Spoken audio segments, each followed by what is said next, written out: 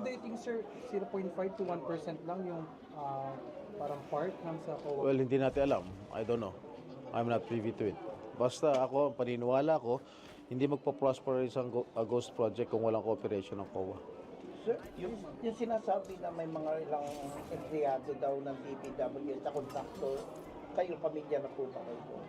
Kung familiar, I'm not familiar with it, but it is most probable and most likely. Sila rin ang nagko-corner ng mga kontrata. Hindi natin alam. Sir, ang daming parang ang lawak ng korupsyon sa DPWH. Anong nire-recommend yung dapat gawin? Well, heads must roll. Do you share the same sentiment with Sen Kiko kanina na tingin nyo ba dapat yung Well, it is up to the President to decide if he has to resign or not. It is still the prerogative of the President. Pero for you, sir. I reserve my comment. Kasi, alam mo, honestly, frankly speaking, baka hindi rin alam ni Secretariat. In fairness to Secretary Buran, I am not defending him. In fact, I asked a lot of questions thrown to him yesterday. I'm not defending him. Pero baka hindi lang nalalaman ni Secretary Bonoan yung mga nangyayari sa baba. No? So hindi naman niya mamonitor yan eh. No? Kaya lang, ang problema niya, command responsibility. That is his responsibility as Secretary for the department. Sir, tingin nyo ito po yung malaking legacy na para kay PBBM kung sakaling ma-resolve ito? Palagay ko, I think so. Another, kanina po PSP chief, naglabas siya ng statement, sinusulong yung sa mga next budget hearings, dapat present din daw yung mga LGU. Do you support that? LGU? Opo, dapat present din daw sa next budget hearing. For? Yung mga budget hearings, dapat present din. I do not have any problem with it. Para maging transparent yung budget hearing. I do not have any problem with that. Hindi lang siguro mayors, governors, pati yung mga civil society, etc. Kahit siguro yung mga religious group, yung Catholic, Iglesia, walang problema. Sir, yung mga other topic natin, yung mga senators nag-upload ng Bangalore para sa office nila. You know, there is a Supreme Court ruling na bawal ang mandatory drug test. I think it's sa 2008 Supreme Court ruling na bawal ang mandatory drug test. Pwedeng random o voluntary. So, ako kahit ngayon, drug test na lang. Walang problema sa akin. Hindi naman.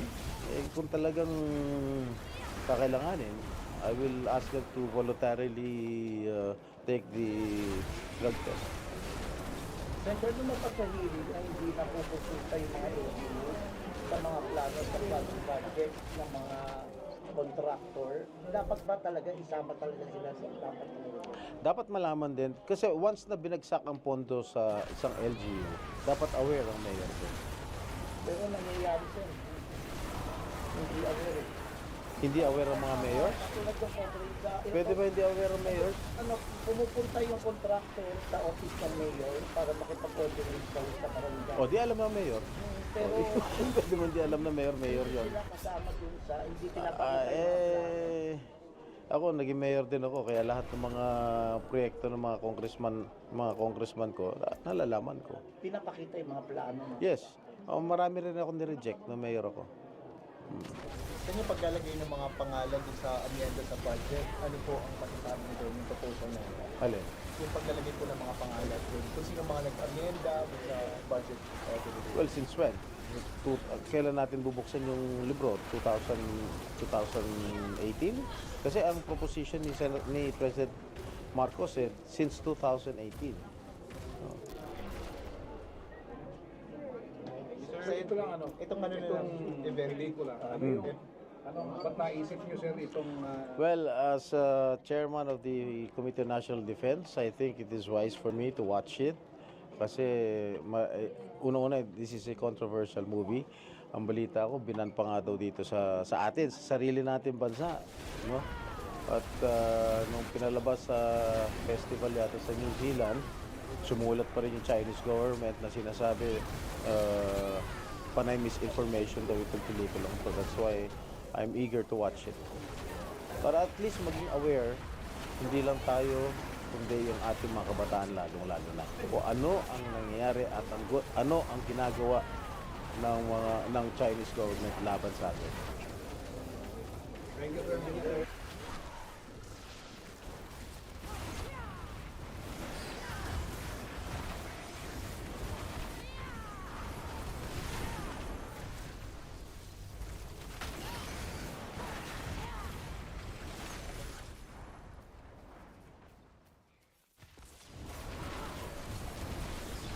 Senator Panfilo Lacson is delivering a privileged speech on flood control projects at the Senate. Let's go there live. In our country. One that submerges our nation not just in floodwaters, but in depths of corruption. In the course of our research and investigation, we encountered several words.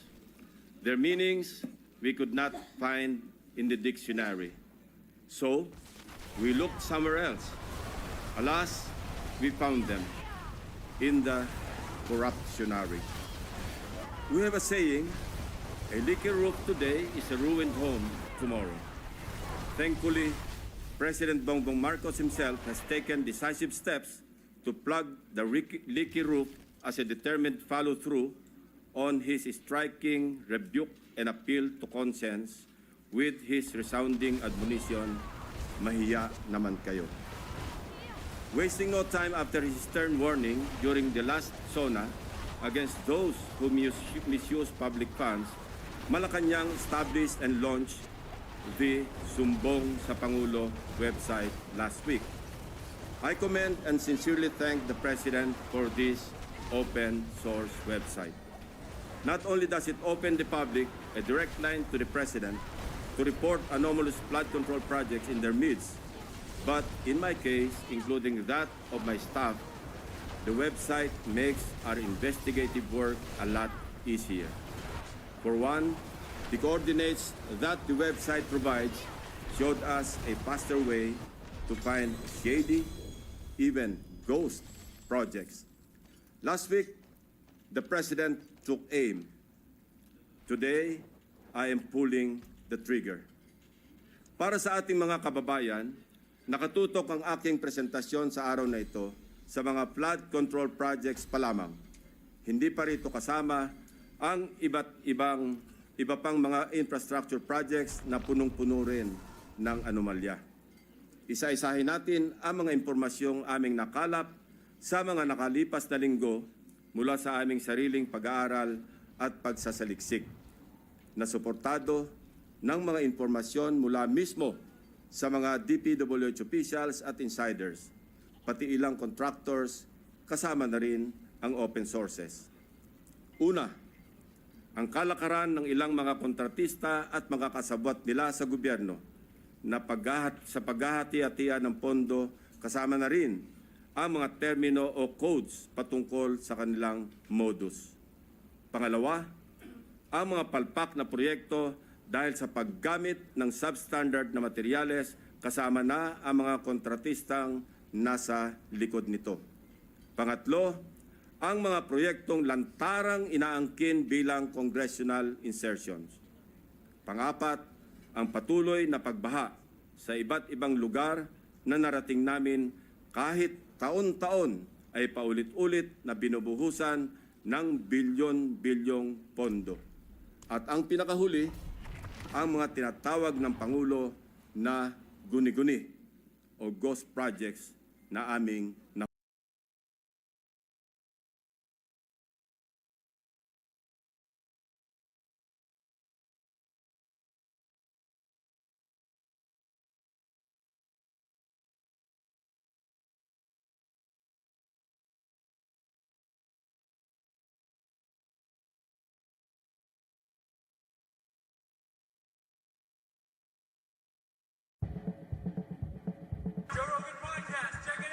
The Joe Rogan Experience. Train by day, Joe Rogan podcast by night, all day. So, let's go. What are you doing? We playing with magnets? Yeah, man. I'm checking out all your toys. What'd you say this guy's name is? Travis? That's Travis Walton. Right. He's He's a guy that got abducted, allegedly, by some sort of a UFO in the 1970s. And the story was so crazy that it became a movie. It's called Fire in the Sky. And I don't know, like I said, I don't know if he's telling the truth, but it's very compelling. He doesn't seem like a liar, and he's been telling the exact same story for 40 plus years. I think he's telling the truth. You think so? Yeah. Yeah? Yeah. I don't know. I don't know anybody. I mean, personally, I don't know anybody who's kept up a lie for that long. There's got to be someone. There's got to be someone that's like, I think people can make a story up and then only keep that lie. Usually, generally, when people lie about stuff, they'll lie about a bunch of stuff, especially something that crazy. They took me aboard a UFO and they fixed me. So this is the story. The story was, these guys were all loggers in Arizona. And so they're driving down this logging road and they see some crazy light in the sky and it goes into this area. They pull off the side of the road. They walk towards it and there's this disc that's like hovering, this glowing disc. He walks towards it and he got really close to it and he got hit with a beam of light. And he falls back. Like, that's supposedly what it looked like. That's the art depiction of it, what these guys saw. He gets hit with this beam of light, and they take off. They're like, fuck! And they jump back in the truck and take off. He's lying on the ground. And they get like 5 minutes away, and they're yelling at each other, we gotta go back, we gotta go get him. They were scared. And so they're like, fuck it, let's go back. So they go back to go get their friend, and he's gone. So 5 days later, there's a manhunt for him, then we can find him. 5 days later, he shows up, walks into town. He doesn't look like he's starving to death. He's not out of water. Doesn't look like he's been living in the woods.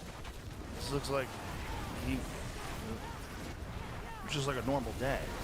And he tells this crazy story. He tells a story that he got abducted.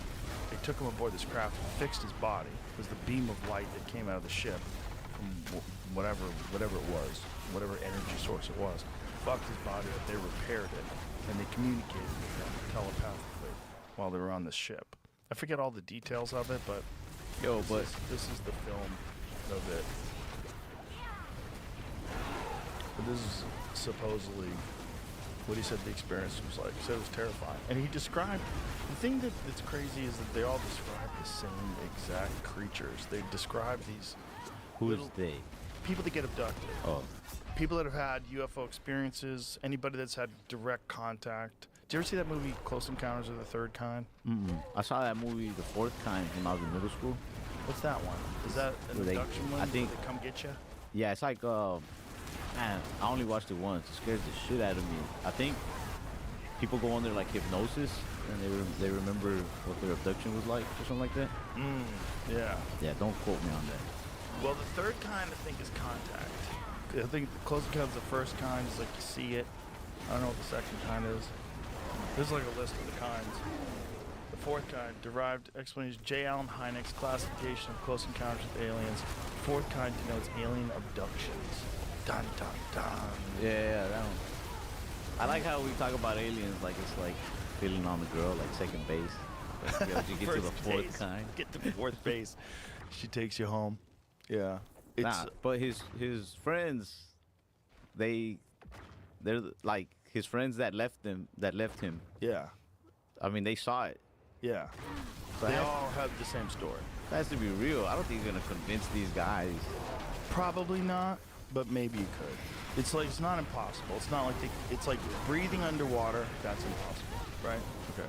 Flapping your wings to the top of the cliff, you fly away. That's impossible. Keeping a lie is possible. It's not likely. It doesn't make sense. It doesn't make sense. One of the reasons why it doesn't make sense is Travis and one of the guys in the truck had gotten into a fist fight that same day. Like, they didn't like each other. They hate each other. They're workers. They're just co-workers. You know, logging is hard fucking work, man. You're cutting trees and carrying trees, and it's back-breaking, brutal labor. And you get hard men. Loggers are bad motherfuckers, man. My friend Evan, his whole family is from loggers. And they're just, he's like, they're the hardest fucking people you've ever met in your life. Just hard men.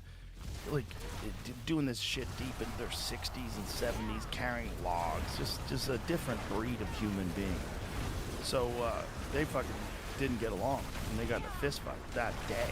So why And lie that- for him? Why would you lie for him? Exactly. Why would you lie for him? Yeah. These are hardworking men, Joe Rogan. They don't need to lie. They're savages. Yeah. Hey, did his friends get any money from that movie? What friends? His friends. That His left him. friends? Yeah. That's a good question. It's a good question, right? Because then it'd be a reason to lie. Yeah. But the movie was a long time after the actual event. What year was the movie, Jamie? 93. And this happened when? In the 70s. In the 70s? Yeah, there's no way. Like, bro, any day now you're getting paid. I got D.B. Cooper light. Who's the guy that was the actor? D.B. Sweeney? D.B. Sweeney, that's right. D.B. Cooper is the guy that stole the money and jumped out of that plane. D.B. Cooper? Yeah, you never heard that story? Was he the guy wanted by the FBI? Yes. He's yeah. like a top 10 wanted or something like that? Yeah. He stole a bunch of money and then hijacked an airplane and then jumped out of the airplane with the money. And he died? Like they found the body and everything? Probably. Or was it like a mysterious, It's a mysterious thing. Yeah? Yeah. Oh, shit. You never heard that story? Nah. It's an interesting story, but the area the guy skydived into was heavily wooded, and the problem with that is if you're a skydiver and you're in a parachute and you're going into a heavily wooded place, you're going to land in the trees. Yeah. And then you risk like getting just cutting yourself impaled. loose. Also, cutting yourself loose out of the trees. What if you're 30 feet up? How are you getting down? Yeah. What if you fall getting down? People go missing in the woods all the time, and no one finds them, ever. You don't find nothing. What? Yeah. Why don't we hear about this more often? Well, you do if you pay attention, but I don't pay attention. it's there's I'm only so watching many reels. things you can think about. There's a recent update on the Cooper story, but this is just the brief for those who never have heard of it. Okay, D.B. Cooper is the moniker given to the skyjacker, a dapper, dark-haired man, apparently in his mid-40s, who called himself Dan Cooper. The mystery man passed a flight attendant a note while on a Northwest Orient Airlines flight in Portland, Oregon, bound for Seattle, November 24th, 1971. The note claimed that he had a bomb in his briefcase, which he opened to show a large tangle of wires and red sticks. When the Boeing aircraft landed in Seattle, the man who became known as D.B. Cooper freed 36 passengers in exchange for a mountain of cash and 4 parachutes. The plane took off with several crew members aboard, bound for Mexico City on his orders. Wow, so he just made them fly him somewhere with a briefcase with a bomb in it. They were listening to him. So at an altitude of 10,000 feet above Seattle and Reno, he jumped from the back of the jetliner with a parachute and the ransom money, vanishing into history. The case remains unsolved despite the manhunt, the FBI tenaciously interviewing hundreds of people in a cottage industry of true crime buffs pouring through the evidence. Nah, that dude got away. There's no way that like he thought all of this out and then was like, once I get in the air, I'll just wing it. Like the man knew he was gonna jump over those woods. He knew that the minute he landed in Mexico, they'd have some sort of like Dog Day Afternoon. Right, but he wasn't in Mexico. He jumped outside of Portland, right? Yeah. It was in the Pacific Northwest that he jumped, right? Yeah, like they just took off, and then, like 20 minutes in, he's like, all right, I'm out. Yeah. That's the biggest curveball to throw them because their plan is to go to Mexico. Right. Right? He thinks he's going to land safely, and then they're going to figure out a way to. Yeah, but the thing is, have you ever been in the Pacific Northwest? You ever been in the woods up there? Not in the woods, but I've seen them from the highway.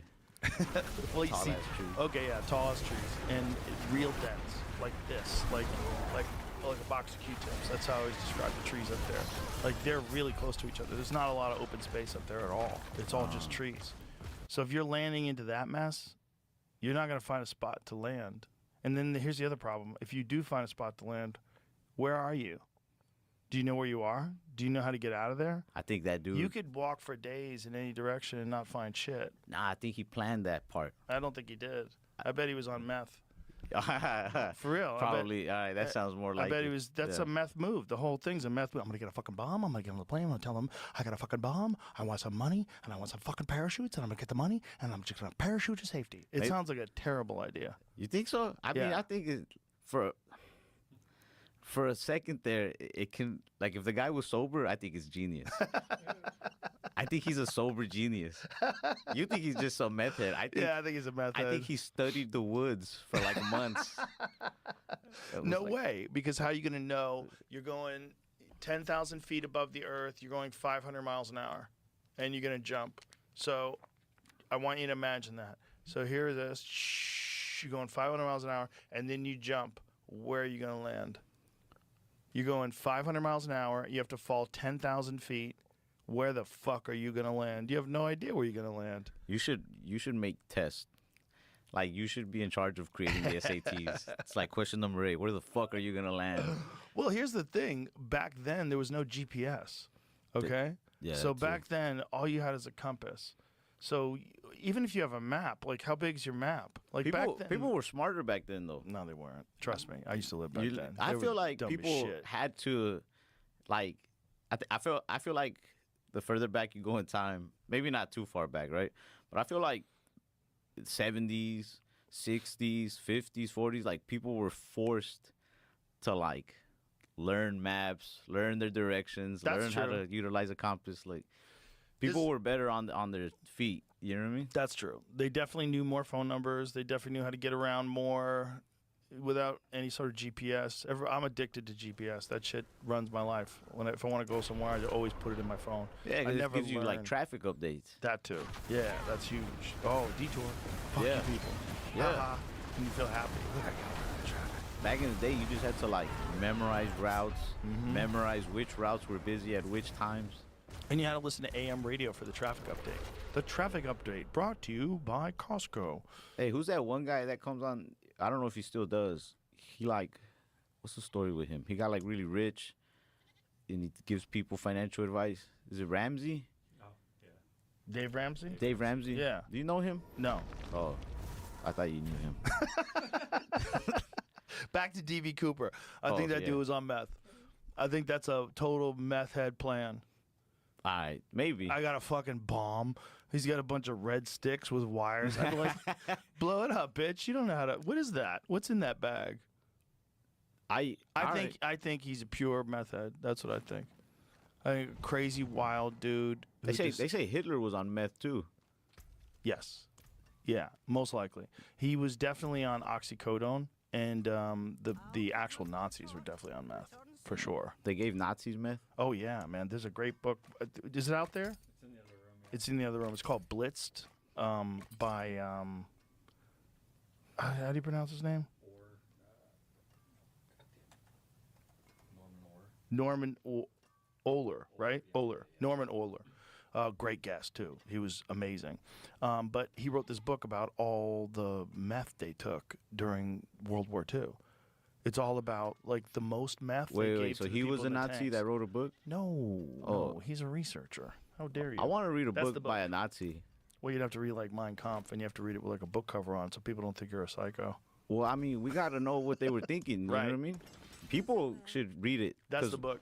That book is great. Blitzed. So they were all on meth. That's Hitler just all fucked up off meth. Well, Hitler was definitely on oxycodone. He was on a bunch of other shit, and he had a doctor. It's a really good book. You should read it. It's very interesting because it gives you a totally different insight into why they were behaving the way they behaved. Like the kamikazes, for instance. You know, they flew their planes right into the ships. They were on meth. What? Yeah, that's why they did it. But, like, what kind of meth? Like, were Crystal they just, meth. But, like, okay, but, like, how were they taking it in? Were they just, like, smoking the pipe and then hopping in the plane? Good question. You can eat it. First of all, there was pills, and there were actually prescription pills that the government would give out in Germany. What's it called? Pervitin? Pervitin. So this Pervitin stuff was essentially an over-the-counter methamphetamine that you could buy. That's how many people were on meth. I feel like a lot of the most popular drugs at one point or another are, like, over-the-counter medication. Or, like, prescribed, At one point. right? Oh, yeah, like for cough sure. syrup. Like, everybody's doing promethazine. I mean, they still are or whatever, right? But then they had to, like, ban it. Yep. Yeah, syrup. For every war and abused drug. What is this, Jamie? Starts off with, I didn't know, ISIS uses a ADHD drug. ISIS is on Adderall. Captagon? Captagon sounds like a fake drug. That sounds like a drug in a movie. Yeah. The kids want Captagon. It sounds like it was made by, like, the guy who made adamantium metal. Right. So it was an early ADHD, a failed ADHD drug. It was banned almost globally in the 1980s, but a few Middle Eastern nations are still producing it. What does it do? A stimulant gives some sort of euphoria and a sense of purpose. Let's bring that shit back, Euphoria Pfizer. and sense of Stop purpose? trying to give me some fucking vaccines that I don't need. And how about hooking me up with a little euphoria And sense a of little purpose. sense of purpose? Little yellow tablets seem to be fueling much of the mayhem in Syria, but illicit drug use is on the battlefield. There's a new. Yeah, so the methamphetamine Pervitin was distributed to soldiers in preparation for the war. And what's interesting about that is they had different doses for different people. Like the dudes in the tank at the very front, they got the most meth. Damn. Of course. You're gonna need it. You have the greatest job. They're just like, because they would have to stick their heads out the top of the tank, wouldn't they? And then like give the directions. So there it is. Fucking go right now. Yeah. Fucking turn around. Shoot him again. I mean, you imagine what it sounds like when a fucking tank cannon goes off? She says the U.S. military distributed an estimated 200 million amphetamine pills to its soldiers during World War II, and Japanese kamikaze pilots in the Pacific used it in their final fateful missions. Whoa, U.S. military. Yeah. Our guys were on meth too? Oh yeah. World War meth. U.S. military distributed an estimated 200 million amphetamine pills to its soldiers during World War II. Yeah, well, look, if you have soldiers and they're in combat, you want them to live and succeed. You don't give a shit if they're taking steroids. Good. Give them all the steroids. Give them every fucking thing you can give them. Give them EPO if it helps their endurance. Give them steroids. Give them shit that makes them more aggressive. Give them things that make them more confident. Give them everything. Give them beta blockers. Give them whatever the fuck works. They're in combat. Like, that's important. So if you got amphetamine, give that shit up, dog. You think anybody would like, they stayed addicted or anything? Oh, for sure. Yeah? Yeah, for sure. Yeah, 100%. Would it be cool if I went up to like a World War II veteran with like a pipe, like torching at the I don't bottom, think like, they do it that way. I think they were taking the pills. you know, still like to party, old man. Just crush some of them pills up, put it on the table, maybe they'll snort it. I learned a lot when I'm here. I feel like a lot of your guests, like, they have so much to like share with the world, but I just come here to just ingest. Well, I'm ingested too, dog. Child soldiers in Africa. Couldn't I say that word right? Child soldiers in Africa are commonly given a mixture called brown, which is cocaine and gunpowder. Holy shit. Whoa. This is ingested by inhaling it into the nostrils, a method that rapidly affects the user and is conducive to addiction. What about the gunpowder makes it better? Also here, as you were saying that too, it's back to the Civil War, they were used as alcohol. Yeah, American Civil War soldiers were often given alcohol prior to battle as a form of liquid courage and as a means of steadying their nerves. Huh. Wow. Niall Ferguson concluded that World War I could not have been fought without alcohol. During World War II, amphetamines were used. Yeah, amphetamines are better. If you've got a choice between alcohol and amphetamines, like, bro. I was watching this dude, man, I forgot his name. He like gives these lectures on history. David? Nah, I don't know. I'm Dan Carlin? Nah. No? Wait, I'm pull out my phone. Yeah, sure. I don't know, I feel like it's like school. What was he doing lectures about? I don't know. I was only watching them because I was like, I better brief up on something to talk about. Because last time I was here, you know, I read the comments on the last time I was here, and people were like, this episode, this dude's not so cool. Like, he's not interesting. The last guy was better. That was a great episode, the last guy. So I'm like, all right, well, who's he, you know? And that dude was like out here, I think he was like a fighter pilot talking about aliens, like spilling. And I was like, why did y'all put me after that fucking guy? Like, and you know, on the way here, the driver was like, yeah, man, the other day we drove with Irish comedy writer, ended up getting canceled and this happened and they took the shows off. There's all this controversy. And I'm like, now I got to go up against this guy. Like, that guy. You can't think about it that way, man. That's just true. Hanging out. We're having fun. People like these shows as much as they like all the other shows sometimes. This is part of the show where I talk about AG1, which I've done for years, and usually I like to talk about routine. And don't get me wrong, because routine is super important. AG1 is exactly the kind of daily, easy routine that can help you feel healthy and help you get the nutrients that your body needs. But even if you love a routine, isn't it nice to switch it up a little? Well, Here we go. After 15 years of the original, AG1 has introduced 3 new flavors: tropical, berry, and citrus. It's still daily, it's still a routine, but it's no longer one flavor fits all. And honestly, the best part is that's the only thing that's changed. Besides new flavors, we're talking about the same science, the same 75 plus ingredients, and the same exact benefits. I partnered with AG1 for so long because they're committed to constantly improving.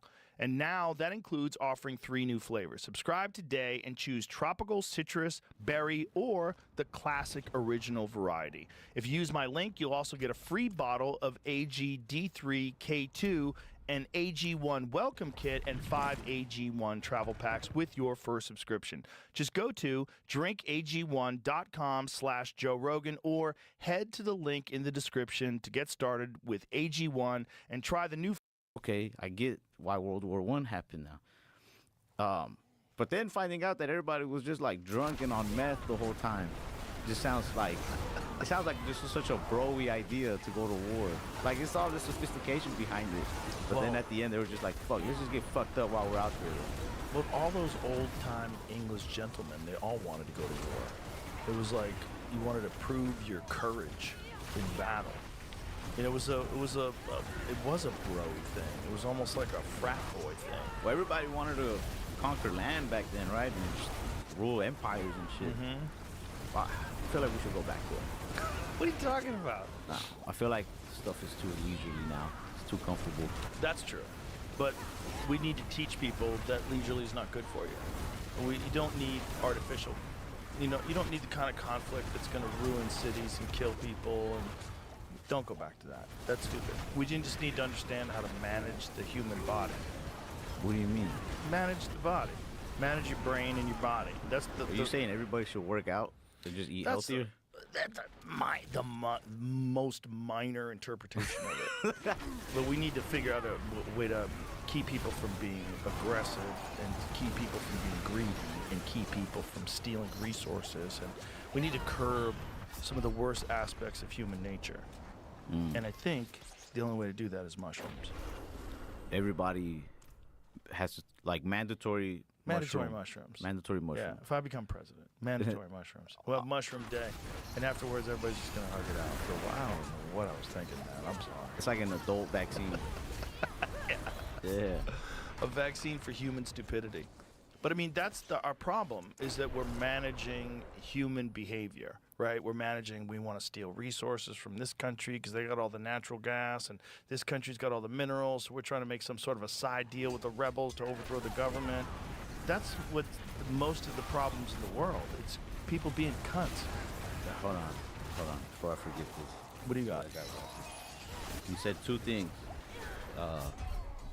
Earlier, you said that was the most minor interpretation. Yes. And then right now you said, cure the stupidity? Human stupidity. The cure for human stupidity? Yeah. Is that what you said? Cure for human stupidity. Yeah. Minor interpretation, the most minor interpretation, that should be the title of my next special. And cure for human stupidity should be the title for your next special. There's no cure, but we need to guide a larger percentage of people in the right direction. And that, like, worldwide, that'd be the only way we save this experiment of the human race. The only other way is AI. AI is a way that might save us or make us obsolete. Yo, AI, that's some scary shit. Cause I don't know if it's real. I saw this video. I don't know when it was shot or like how recent or not recent it is. Because I mean, all I'm watching is just Instagram reels, right? Right. It's a minute. At the longest, it's like a minute long. So this could be a minute from some movie from 2002. Okay. Or it could have been recorded. But there's a video, supposedly, it said the Godfather of AI warns people about the dangers of AI. But I'm like, why? Like, if that's real, if whoever was like behind AI, whatever team it was, is like, hey, but be careful with this. It's like, why'd you make it then? Like, I feel like they just did it to jerk themselves off, like a real Oppenheimer thing, where he's like, now I become death destroyer of the world. Right. It's like, why'd you do it then? You know what I mean?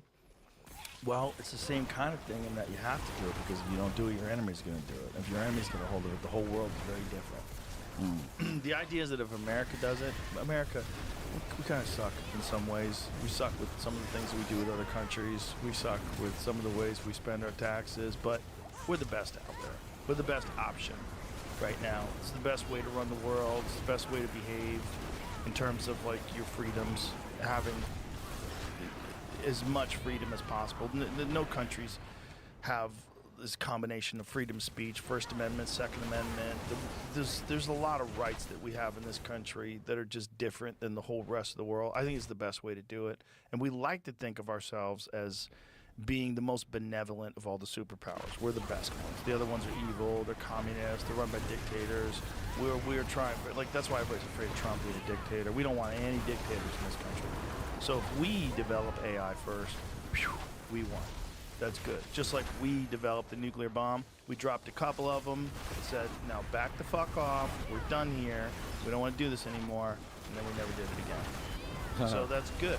Now if Germany developed the atomic bomb first and nuked Britain and nuked America and just went on a nuking spree before we could ever develop one, You see imagine how different the world would be. Yeah.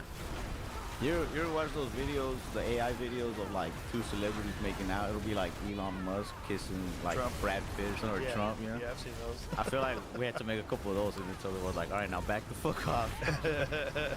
We did that. Yeah. Do you know how many times they blew up atomic bombs for tests, though, after that?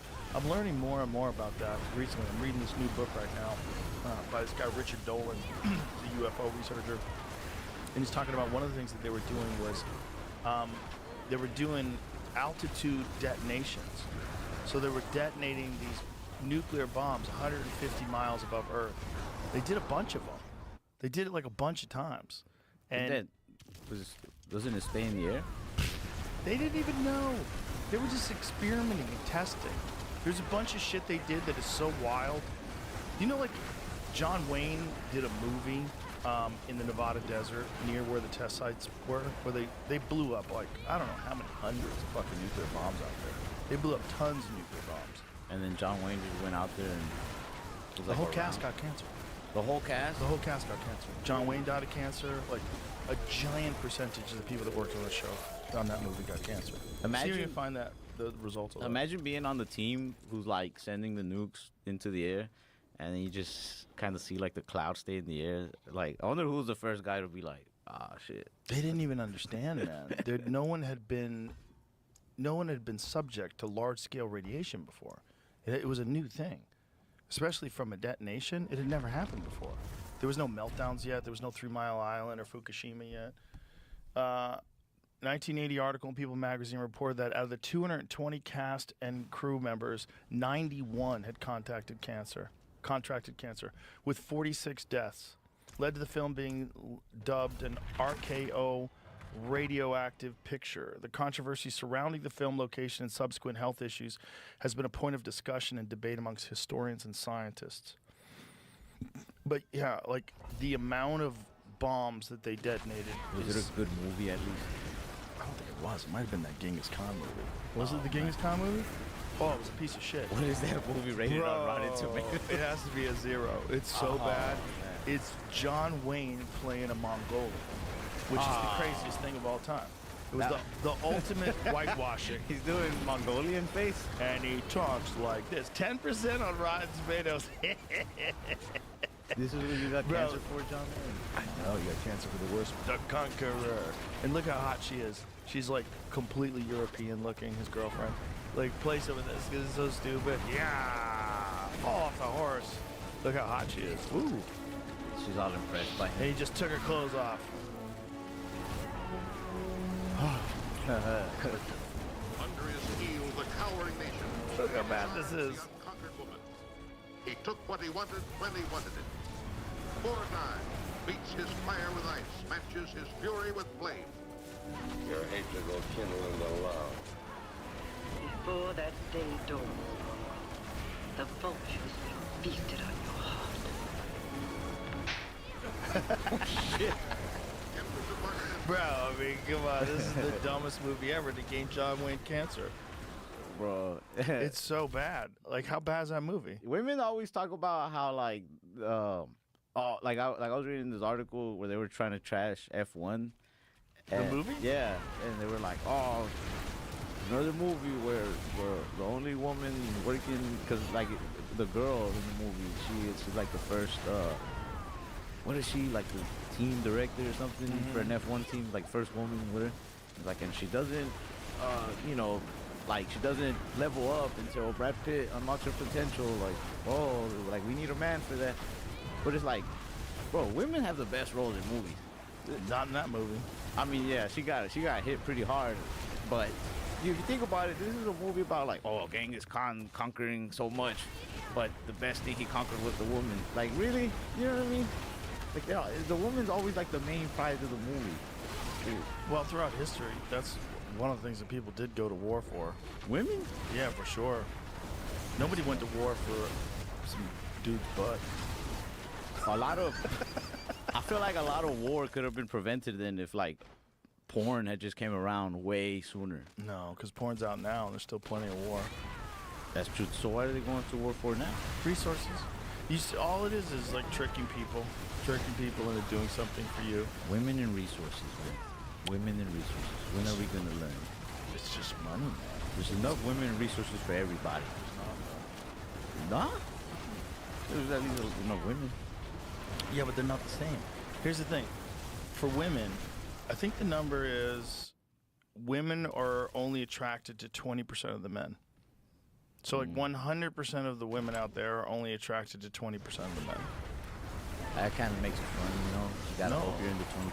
Yeah, but if you're not, you're fucked. If you're not, you just go to war. And there's more of those dudes that are in the 80% now than ever in history that we know of, right? Like, isn't there, like, when they do the studies of the amount of people right now currently that are celibate, that are not having any sex at all, and not by their own decision, not by their choice, I think they're higher now than they've been in a long time. People are going celibate? On accident. They just know that they're unfuckable. Unintentional. Nobody wants to fuck them. Celibacy. That's real, man. That's like a real problem. A bunch of people are just sitting at home and watching TV all day and ordering DoorDash. I think you gotta like split your time up. You know what I mean? I think celibacy could be good for like a week or two, and then you gotta be like, all right, no more DoorDash. Let's get out there. You just get out there. Stop being a pussy. Get married, or get into relationships, have an affair.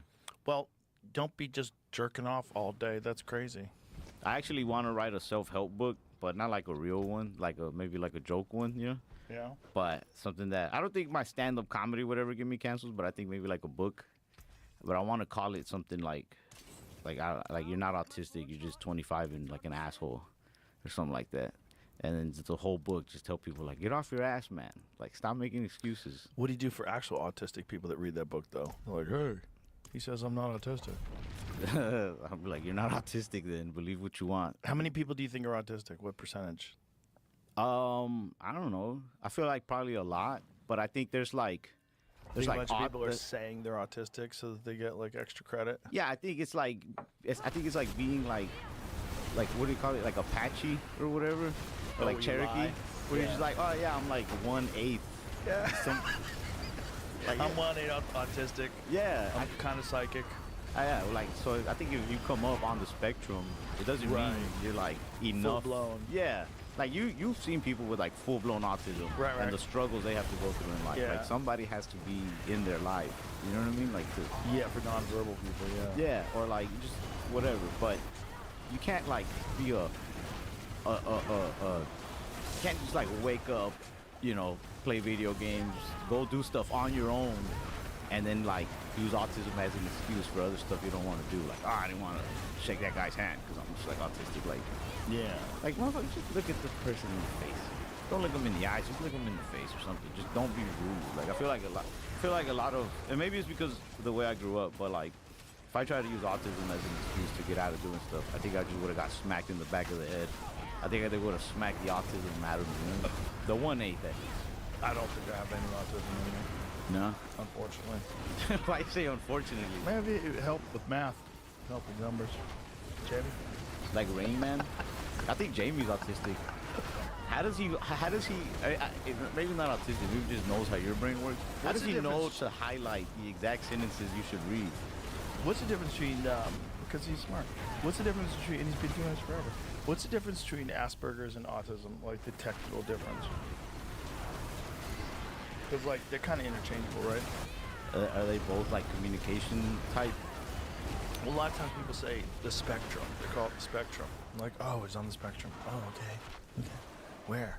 Like, the spectrum could be anywhere. Like, you could be like, you could have a touch, just a touch of the tism, you know? Or you could be like full blown.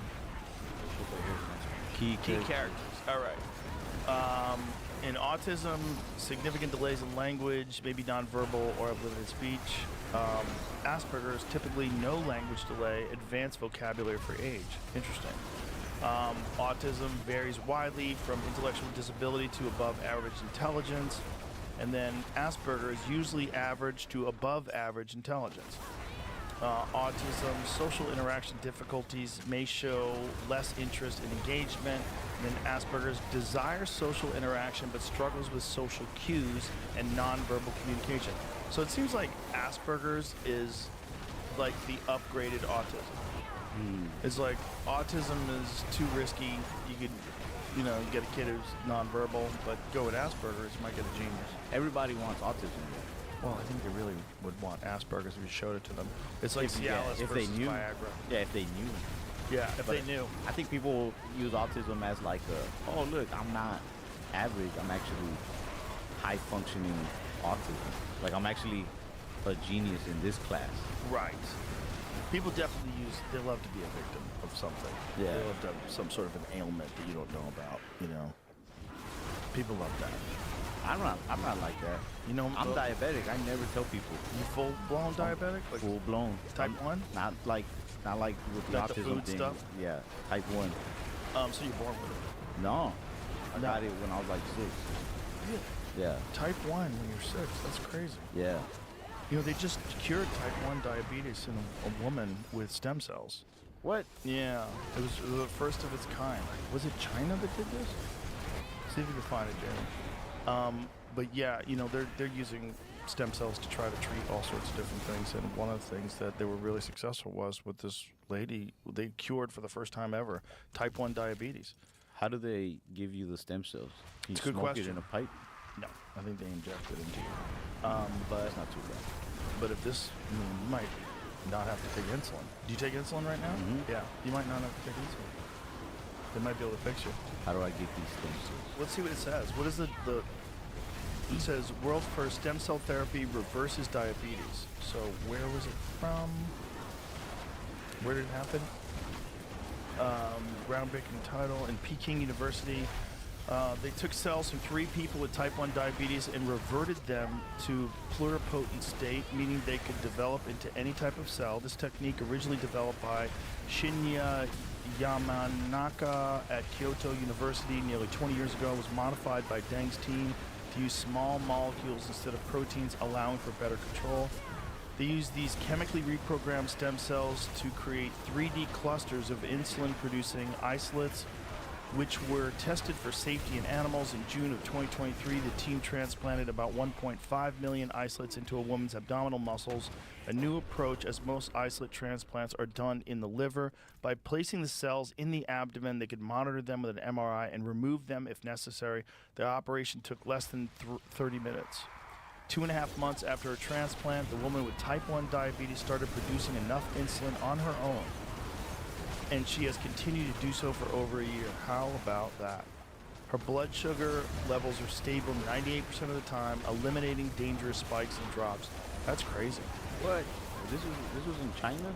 I believe so. Yeah. Badass. Yeah.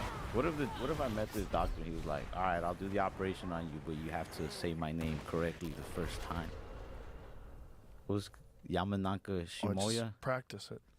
I would say practice it if you want to not have diabetes. What kind of question is that?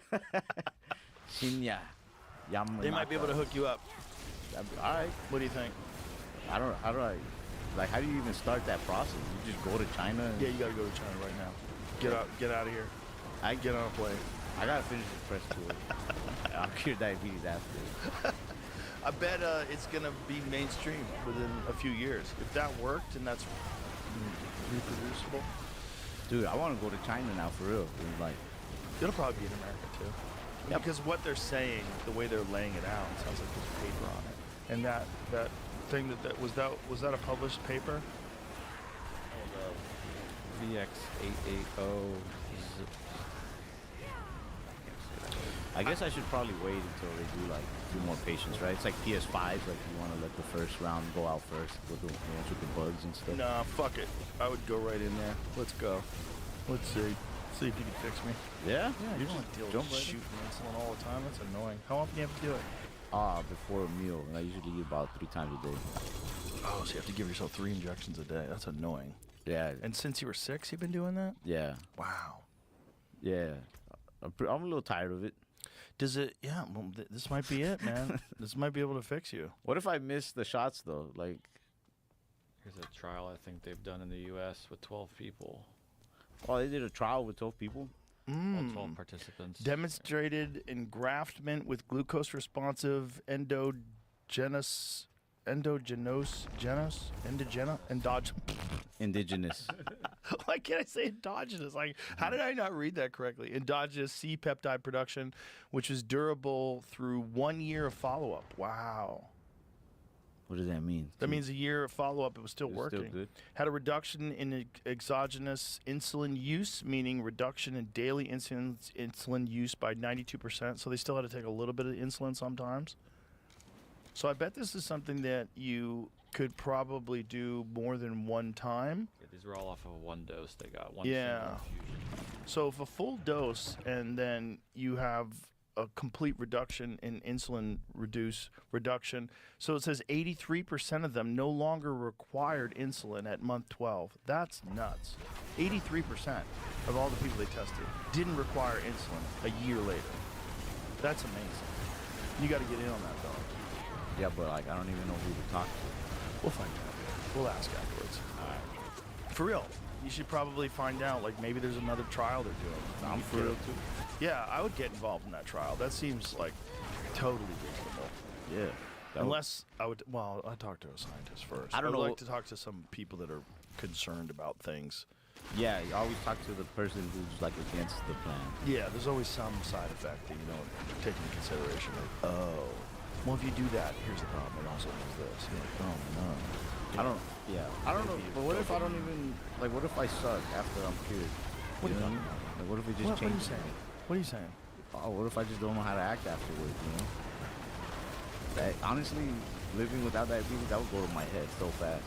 You get cocky? Yeah. I drop people out of my life. What the fuck I need you for? I'm healthy. You'd be. I've heard people say things like that before. Like if I fix this, maybe I won't be funny anymore. Or if I fix this, maybe my life won't be good anymore. Nah, honestly, I could use something life changing. I got like writer's block real bad right now. I don't Do know you? what to talk. Yeah, I'm like unmotivated with new stand-up. I was reading that book you got out there. I never. War of Art? No. Oh, the Hunter S. Thompson book?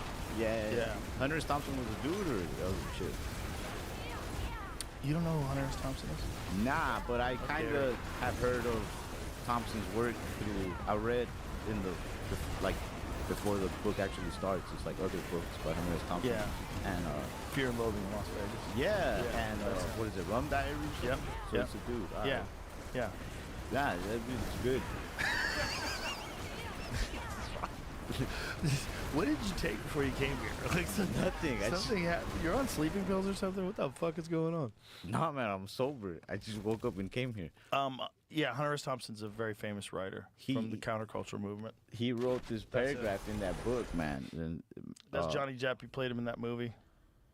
Look, yeah, good old Johnny Depp, man. That's a fun fucking movie. I don't know if you've ever seen it. I've seen most Fear of and it. Loathing in Las Vegas. It's Yeah. fucking great. It's a great movie, and the book is really great too. He was a fascinating guy, like probably one of my favorite authors ever.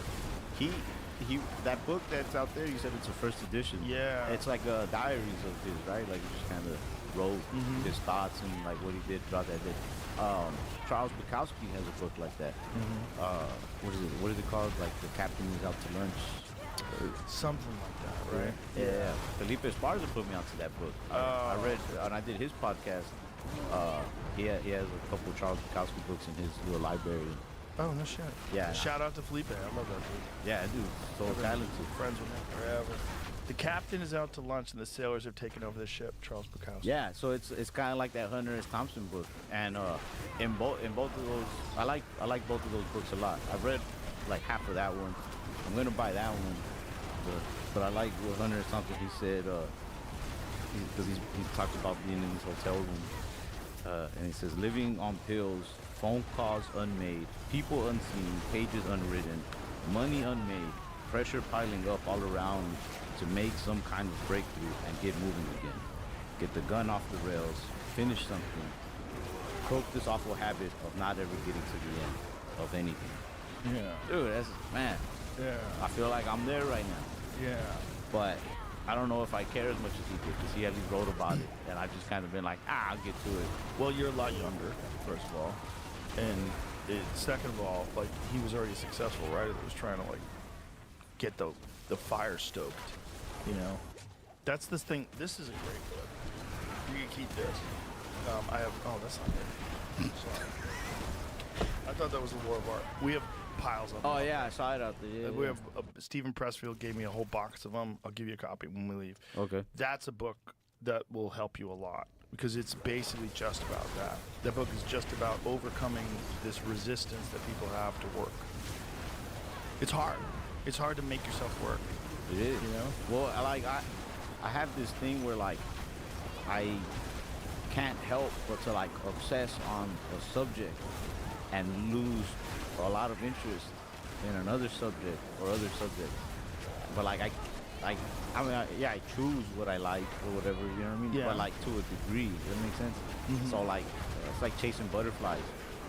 Like, sometimes it's like that yellow butterfly. Like, I just gotta keep fucking with this butterfly right here. And there's so many other butterflies around.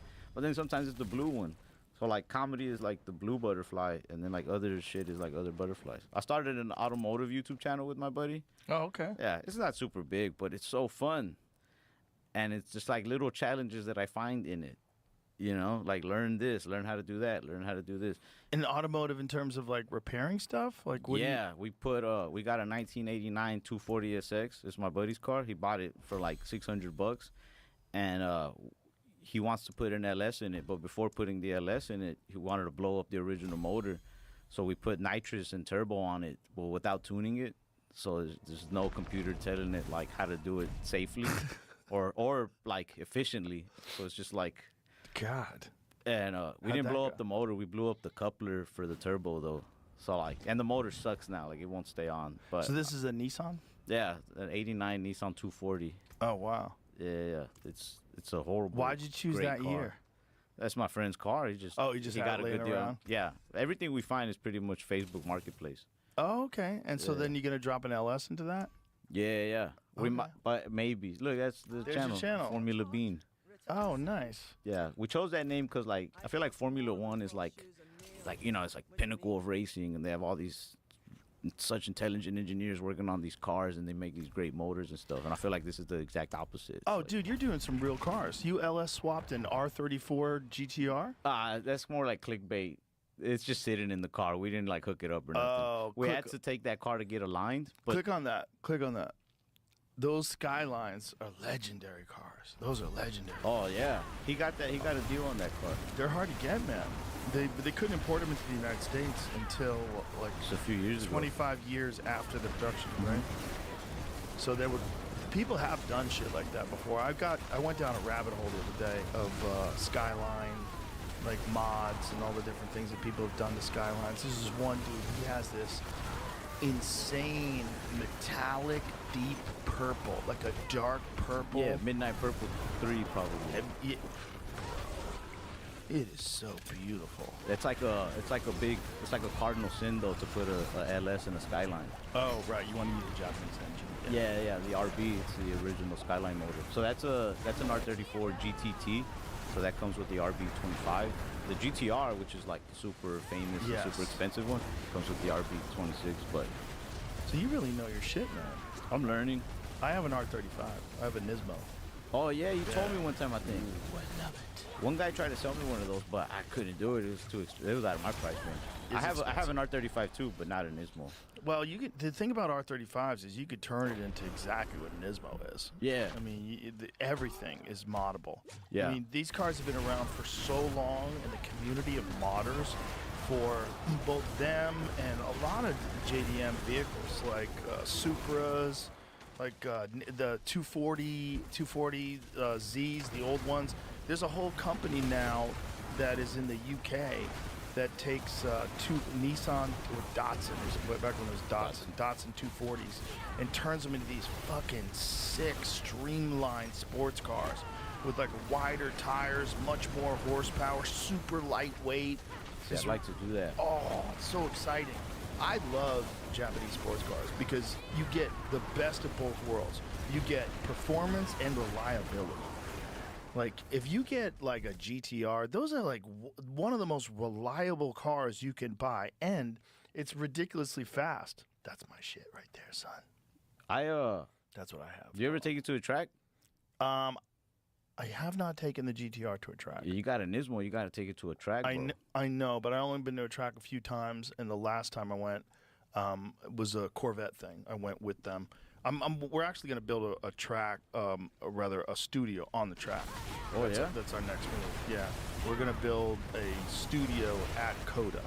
So we're going to have two studios. We're going to have a regular studio here, and then we're going to have a studio at the Circuit of the Americas. That's fucking so sick. We're going to be able to take people around the track and then do a podcast right afterwards.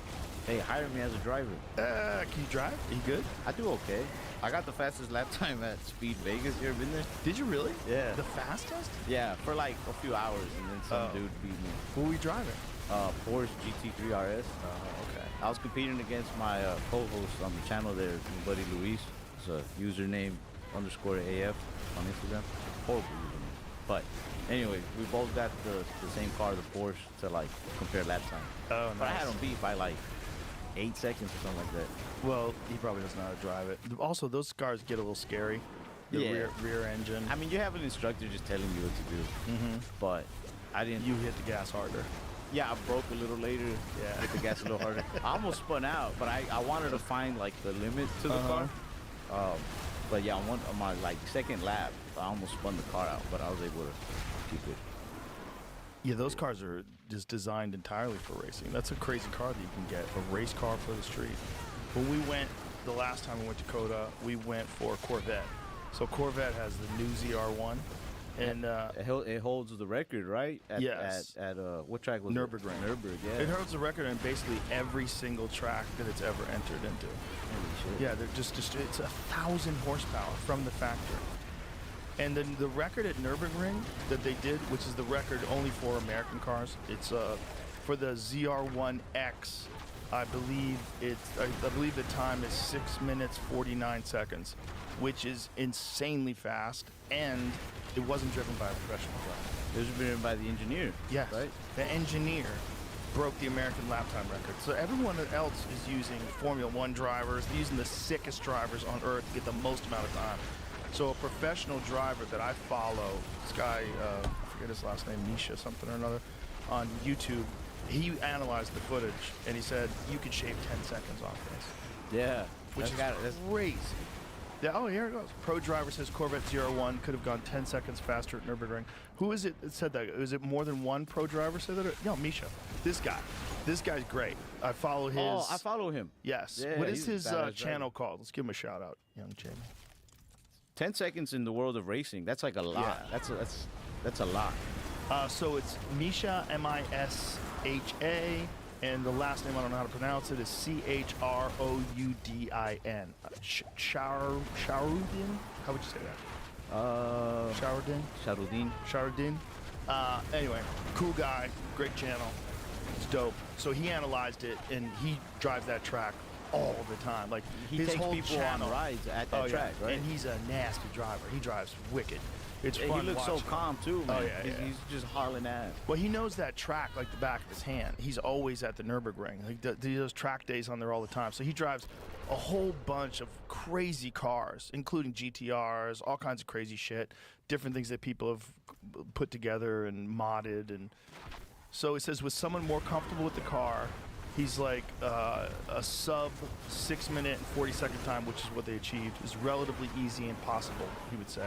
He said maybe they've already done a lap with a pro driver and will release later when they find it necessary. So what Corvette likes to do, though, they like to do their lap times with the people who built the car, because they feel like the people who built the car are like intimately connected. Instead of farming it off to some Formula One psychopath, get the actual guys who designed and engineered the car. And if these guys are breaking records, they're great drivers, don't get me wrong. I drove with one of them and when we were at Coda. Oh, shit. Yeah, and I drove the car. I drove that ZR1. It's the best car I've ever driven in my life. Yeah? I've driven a lot of cars. Takes corners badass. It's insane. It's insane. It's got the power like an electric car. The acceleration is bananas. It's nuts. It's 0 to 60 in under 2 seconds. It fucking flies. And it has massive downforce, huge wheels, sticky tires, and you're going around these corners like you can't believe the amount of grip it has. And the stability of it, the balance of it. What kind of tires do they put on this? They're cup tires. I don't know what the exact, I believe they're, I don't want to say, but I think they're Michelin cups. I wish I knew how to like fabricate my own suspension for cars. Really? You'd want to do all that? Yeah, I want to learn. I don't want to make my own suspension. I mean, maybe one day, I don't know. I do want to learn how to fabricate other parts, easier parts, but I feel like all the cars I buy, that's like the most important thing to me is like handling.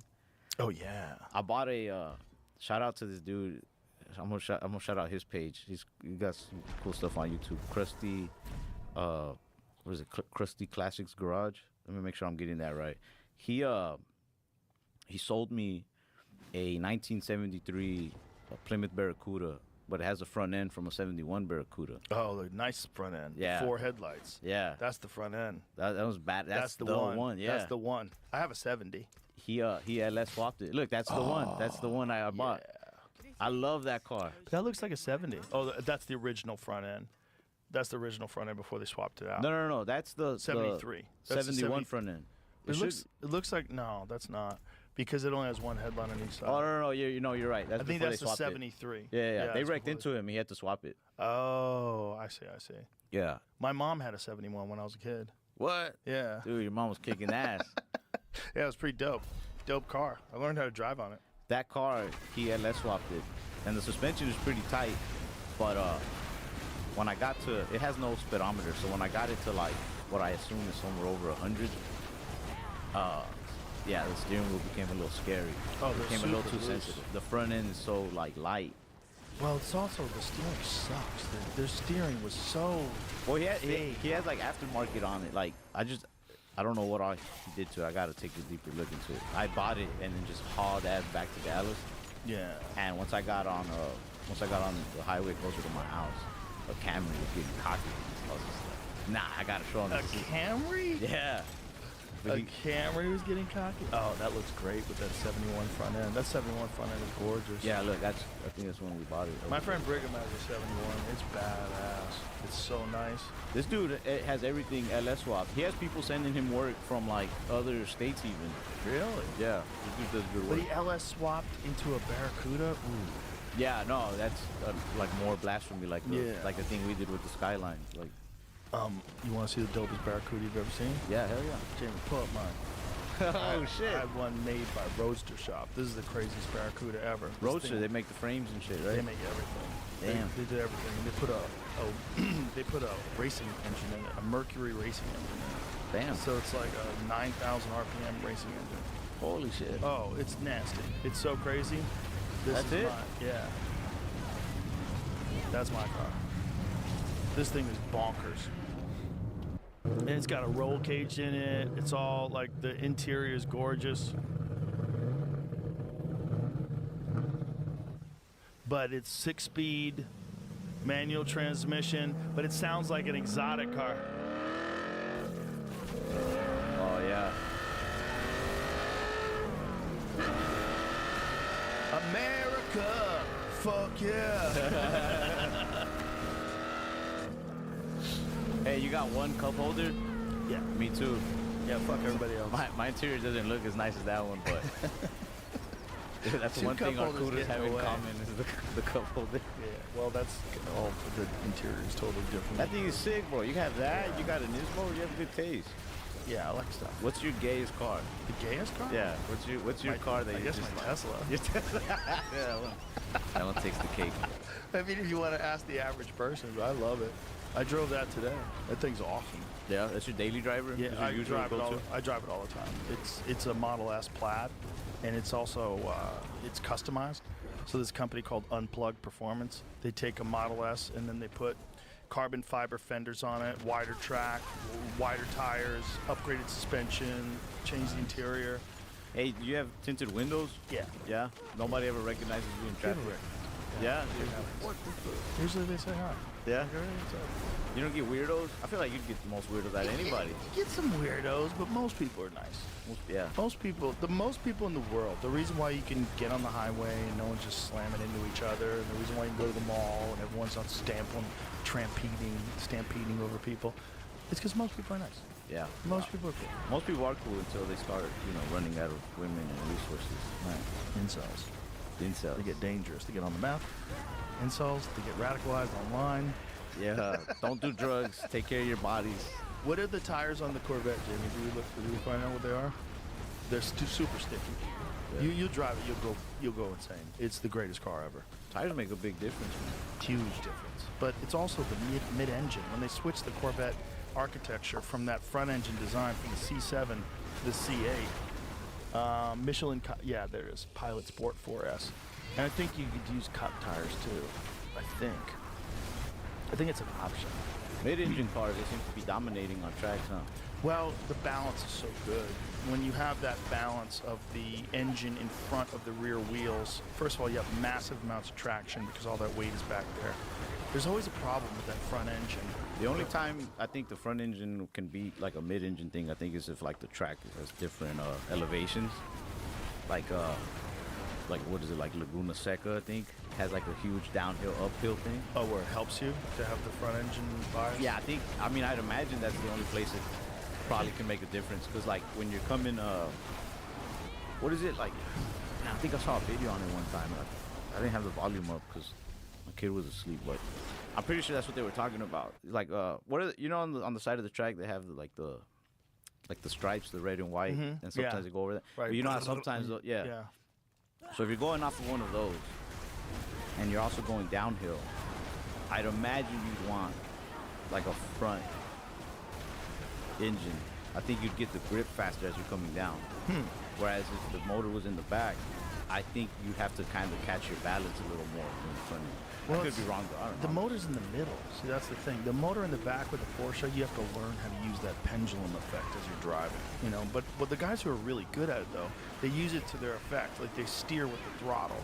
So like as they're turning, they're hitting the gas. The ass end is kicking out, and then they're modulating it, and then they're going straight. So the guys that are really good at driving Porsches, it's pretty beautiful to watch because they just know how to use that rear engine bias. But the thing about the Corvette and also the Cayman GT4, which is another amazing mid-engine car, is that engine in front of the rear wheel in the center of the car makes the car perfectly balanced. You just feel so confident. Even when the tires break, you feel really confident that this car is under control. And the Corvette has so much downforce. It's so well engineered. I mean, these guys gave us, before they let us drive, me and Hinchcliffe went down there, and before they let us drive, they gave us like this full tour de force explanation of the engineering involved in this car and what the goal was. It's the most ridiculous production car that any American company's ever put out by far. The more you get into cars, the more you get into like physics and balance. Yeah. It starts off as like, oh shit, like 340 horsepower, and 400 pound-feet of torque, and then later on you're just like, dude, that thing is so balanced. Yes, balance is everything. And really, for thrills, if you really want to enjoy a car, it's not about how fast you go. Like this whole lap time thing, it's cool because if you like going on a track, and I do like going on a track, it's fun. And it's fun to have a car that's really good at moving around a track and driving fast. But in the real world, what you want is sensory experiences. That's what you want out of a car. What do you mean, sensory? You want to hear the sound. You want to feel the gears as you're shifting. You want to push the clutch in and pop that sucker into third and let off the clutch as you hit the gas. You want to smell it. You want to feel it. You want to really, you want a manual transmission and a manual steering. You don't even want power-assisted steering. So you want a light car, like an early 911. If you really want to feel like what's the ultimate thrill of driving, it's a really well sorted out air-cooled 911. Air-cooled 911. Oh, those old Porsches are so light. You can get them to like 2,000 pounds, and they strip things out of them. Oh, those are like stupid expensive now, right? Yeah, they are now. But it depends on which model. You can still get some models, like the G-body models. They're pretty reasonable until people start realizing that, and they start scooping them up too. Yeah, but there's some that don't look quite as good, but fuck what it looks like. Just get that out of your head. What you want to do is just experience the car. Like when you drive, like you can get like a 19. Let's find out how much does a 1982 911 cost? Let's see if we can find one. I hate that I just recently started getting into Porsches. And I hate that I like them now. They're great. They are. They're really, but they're so expensive. They're also good investments. Yeah, they're worth more money after you buy them than they are when you buy them. That's one of the rare cars that will continue. Okay, there's a beautiful one. That one's pretty those expensive. are sick. That one's 70 grand. That seems like somebody has they probably put some work into that one. What does it say in terms of what's been done to it? Oh my God, it only has 100 miles on it? That's crazy. You know, when I first started making money, I felt like I was buying cars like that were more like collector type. But now my garage is so different because I don't like that. Jamie, don't go back to that. I like to fucking put miles on them. Yeah, no, I hear you, but this is nuts. To find an 82 Porsche with that low amount of miles, that's crazy. 100 miles? I would LS it. I'll buy it and LS it. Hey, look, I got one of those, but not that year. Go back up. Yeah, Skyline right there. Oh, yeah. Yeah, I got a different one. I got a... What one do you have? I have the 1971.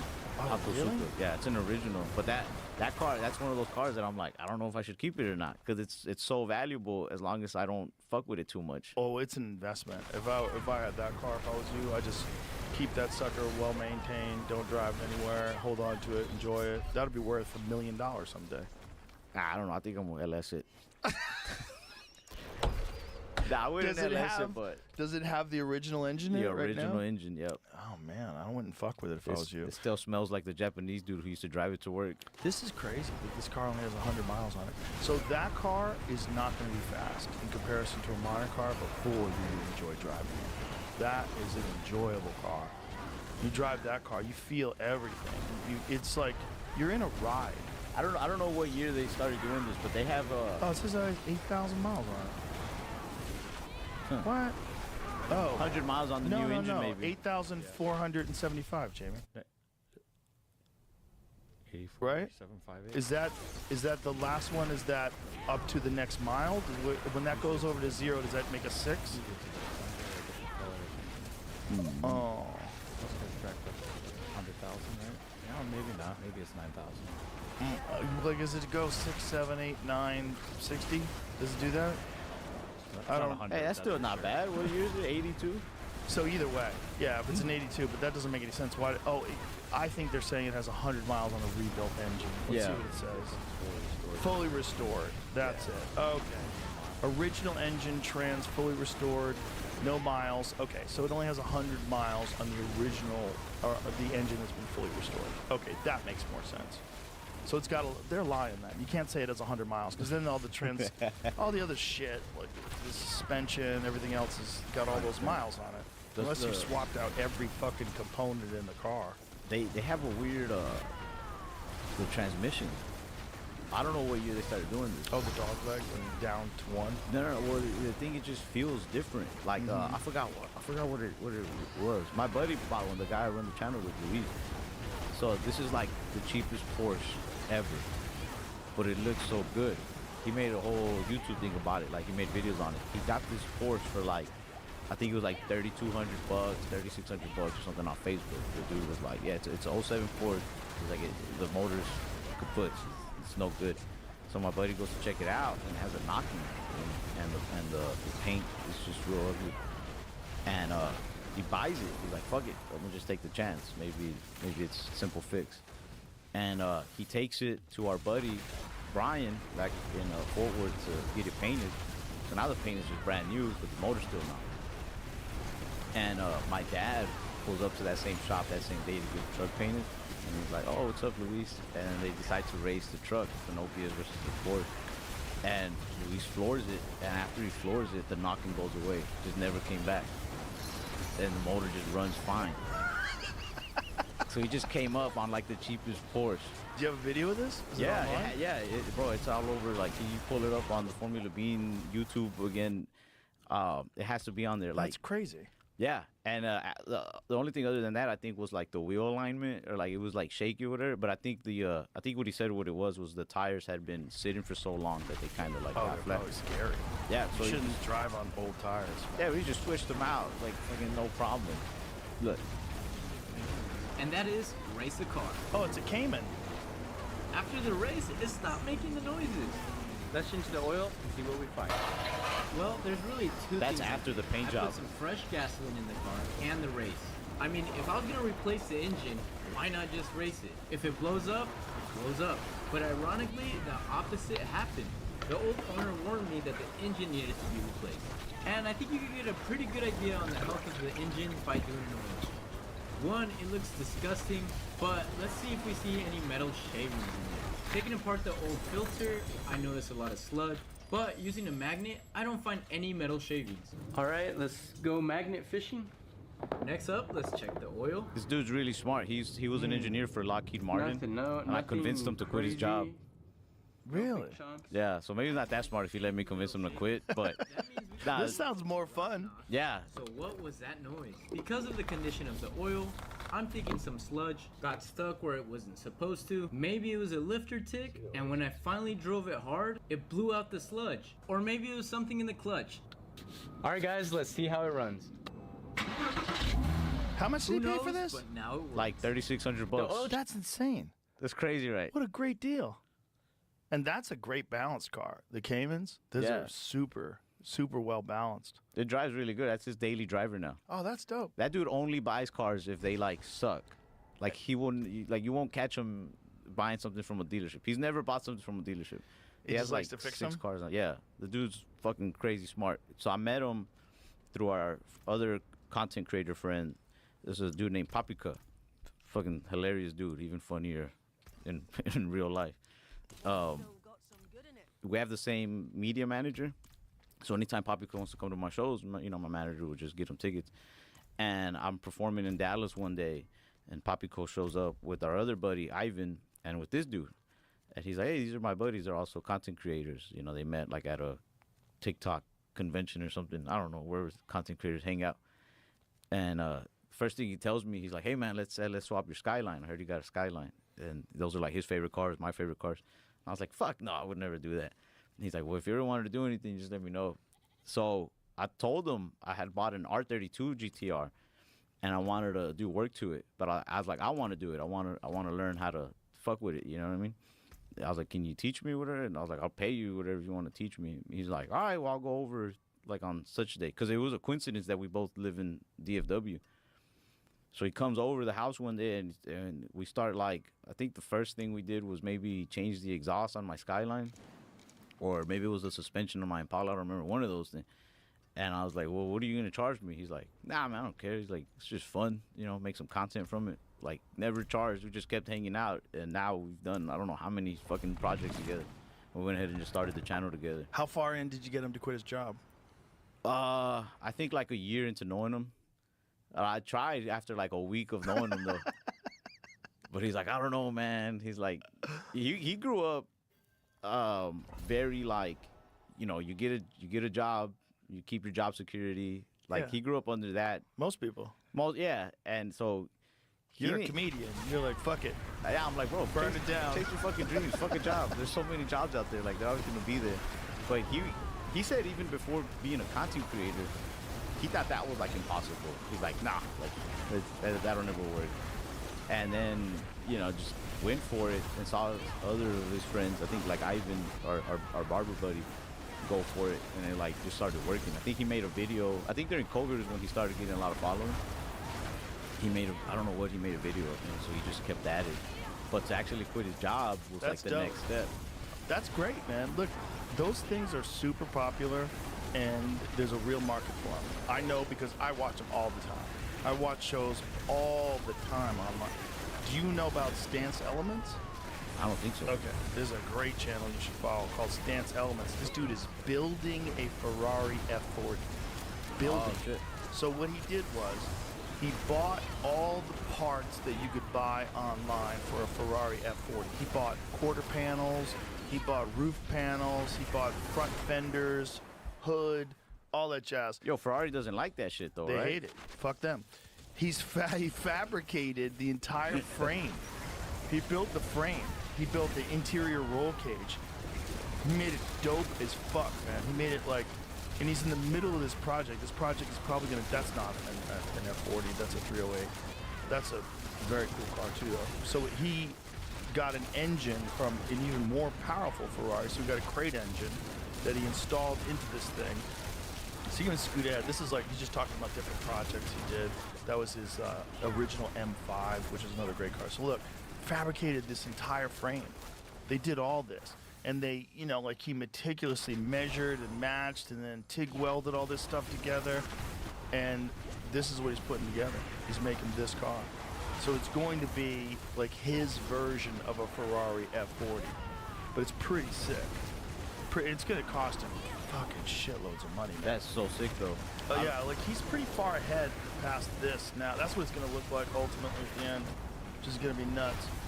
Gas Monkey did that too, and I think the story with that was like Ferrari did everything they could to try to stop them from getting parts. Oh or yeah, something like that. I think he got all the parts before they knew what was going on. Now for the next guy who wants to do one of these, Ferrari's gonna be like, oh yeah. if anybody's ordering a bunch of parts like crazy, they're probably gonna be like, hold on, this is suspicious. If Ferrari catches you repainting your car like a crazy color, you're fucked. They'll sue you. Yeah? Yeah, they go crazy. Didn't they go after that designer? What is his name? Philip Plein? Is that his name? He had like a green Ferrari, like a crazy metallic green. He must have either put a wrap on it or changed the paint, but he was doing all this promo stuff with his Ferrari, and they sued him. Wow. Yeah, that's the car.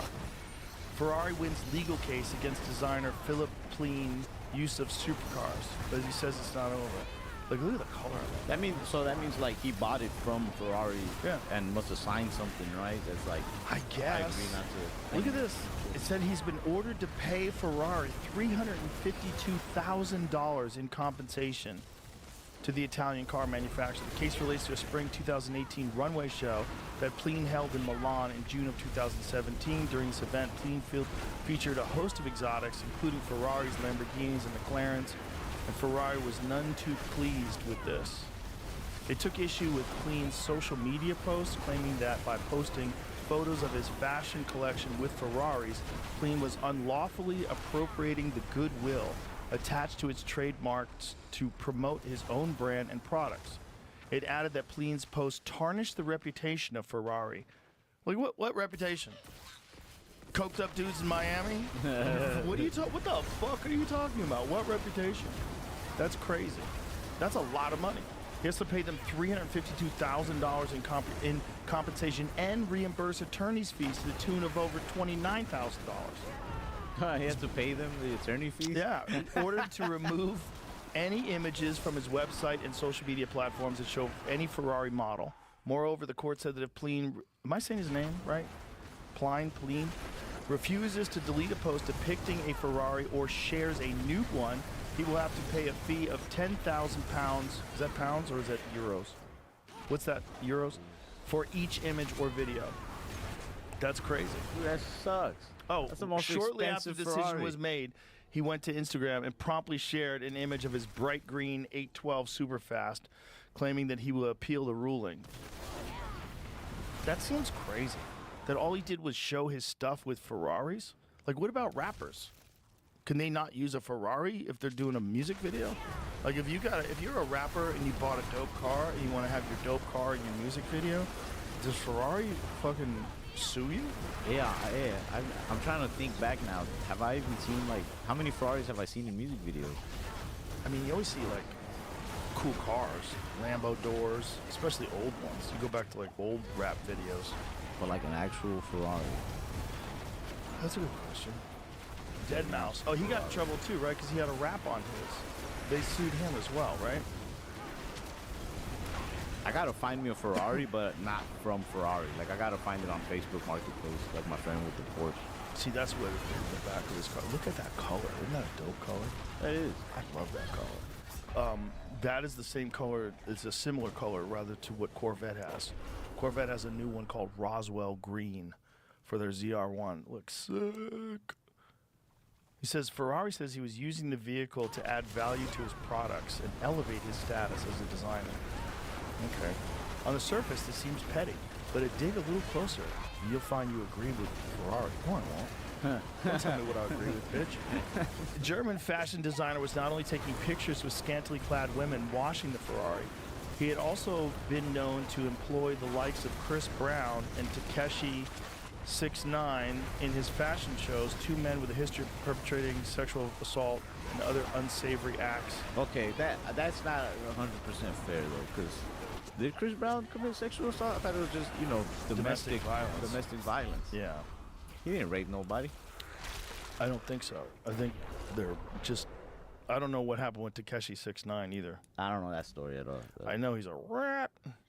So what about the Miami Vice? What does it say? That'd be hilarious if the article was like, yeah, and he's associated with a snitch. You know what's crazy is like those are really expensive. Oh, look at that. The Miami Vice one, a Corvette-based Daytona kit was used. Once Ferrari got wind, it took action. Oh, interesting. But it says Ferrari was so much more fun in the 1980s, and instead of just asking the producers of the show to take badges off or stop using the vehicle, they asked for the Daytona to be blown up on screen. The moment ended to be one of the most pivotal moments of the series and a great spectacle. The brand was even a good sport about the whole thing and offered the show a real Ferrari Testarossa, the brand's flagship at the time, to be used for the remainder of the series. So yeah, Miami Vice was known for that Testarossa, that white Testarossa that Don Johnson used to drive around in. Yeah. So this Ferrari was cool back then. They said, use a real car, bro. I only know about that Ferrari because of the Wolf of Wall Street. What is it, the intro? He's like, no, my Ferrari was white, like Don Johnson's on Miami Vice. Yeah, I don't like the Testarossas. I have a friend, my friend Dana White from the UFC. He has a Testarossa. I think they look like trash. The Testarossas? Yeah, I just think it's a crappy looking car. It's just, I'm just not interested in it. I mean, I'm sure it's fun to drive, but for some people, that was their car when they were a kid. That was the car that they wanted. For me, it was always Porsches. Porsches and muscle cars. Those are the cars that I wanted when I was a kid. Those Porsches, like the turbo with the fat ass. Oh, yeah. Like, if you go, like, Google 1985 911 turbo. So this was when I was a senior in high school. That was the first thing I liked about the Porsches, the fat asses. Because you stare at them, and like I was saying, like you get into balance. When I look at that, I'm like, look at that thing. That thing would never flip over. But then you can go with the BBL version of it, which is that dude in Japan who makes those wide body ones. Yeah. Everybody was flaming him when he was look at that, gluing the parts on. Look at that, sexy. Yeah. 1985 911 turbo. Look how sexy that is.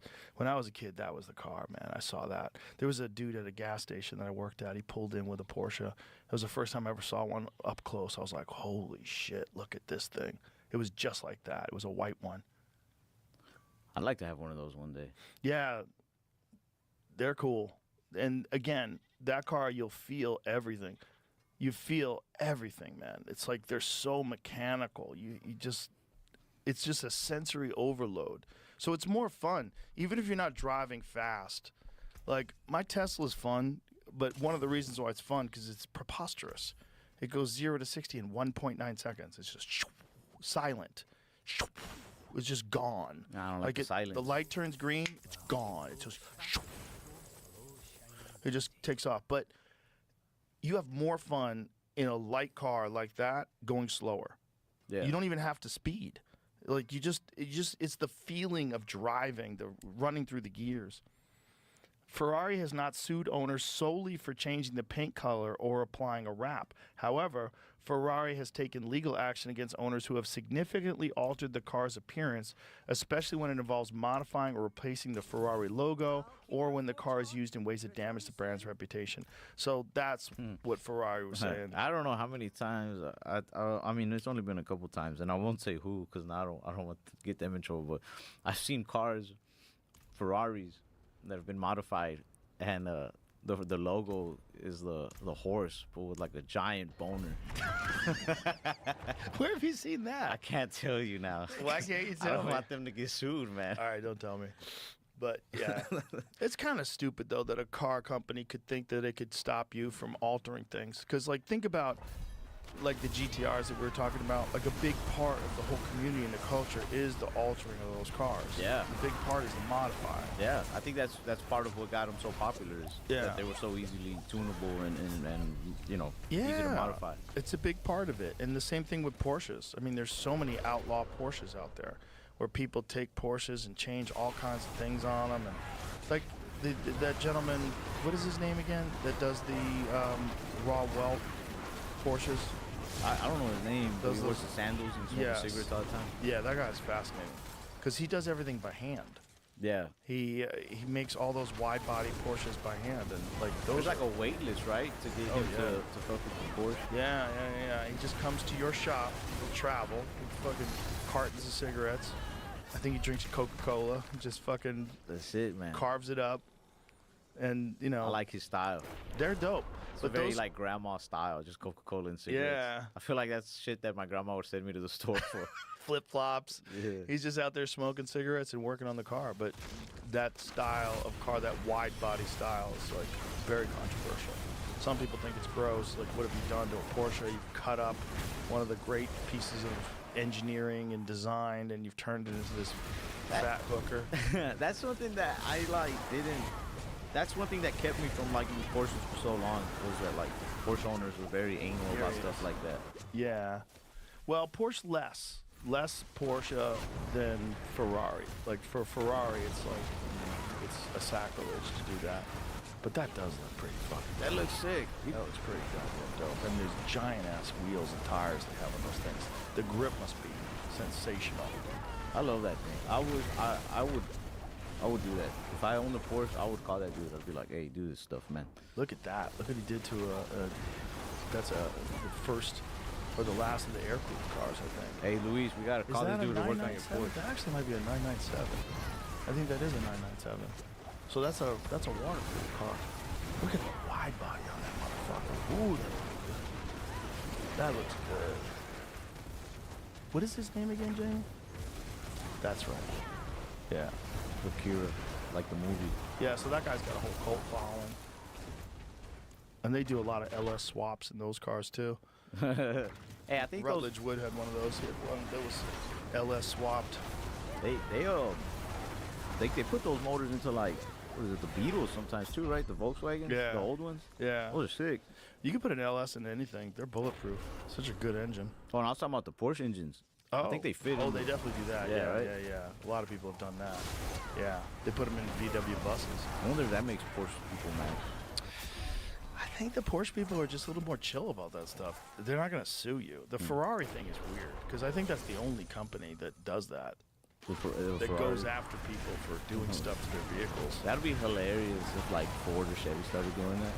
It's like, you can't change your Ford Fiesta like that. Bro, you talk about lawsuits. How many fucking lawsuits do they have? I mean, how many people have altered Mustangs? You know, come on. I like the Mustangs. I feel kind of bad that they got that reputation for always hitting people at car meets and stuff and sliding out of control. Do they? I think it's a Ford thing though. What do you mean? Like so like on memes and stuff, you know, the Mustangs are infamous for like when they do little burnouts or when they just do a little fishtail, they end up going out of control and like hitting people on curbs. So that's the driver, bro. They get made fun of a lot. They're like, oh, it's always in a Mustang. But I think it's a Ford thing. I think Ford, a lot of their cars have delays.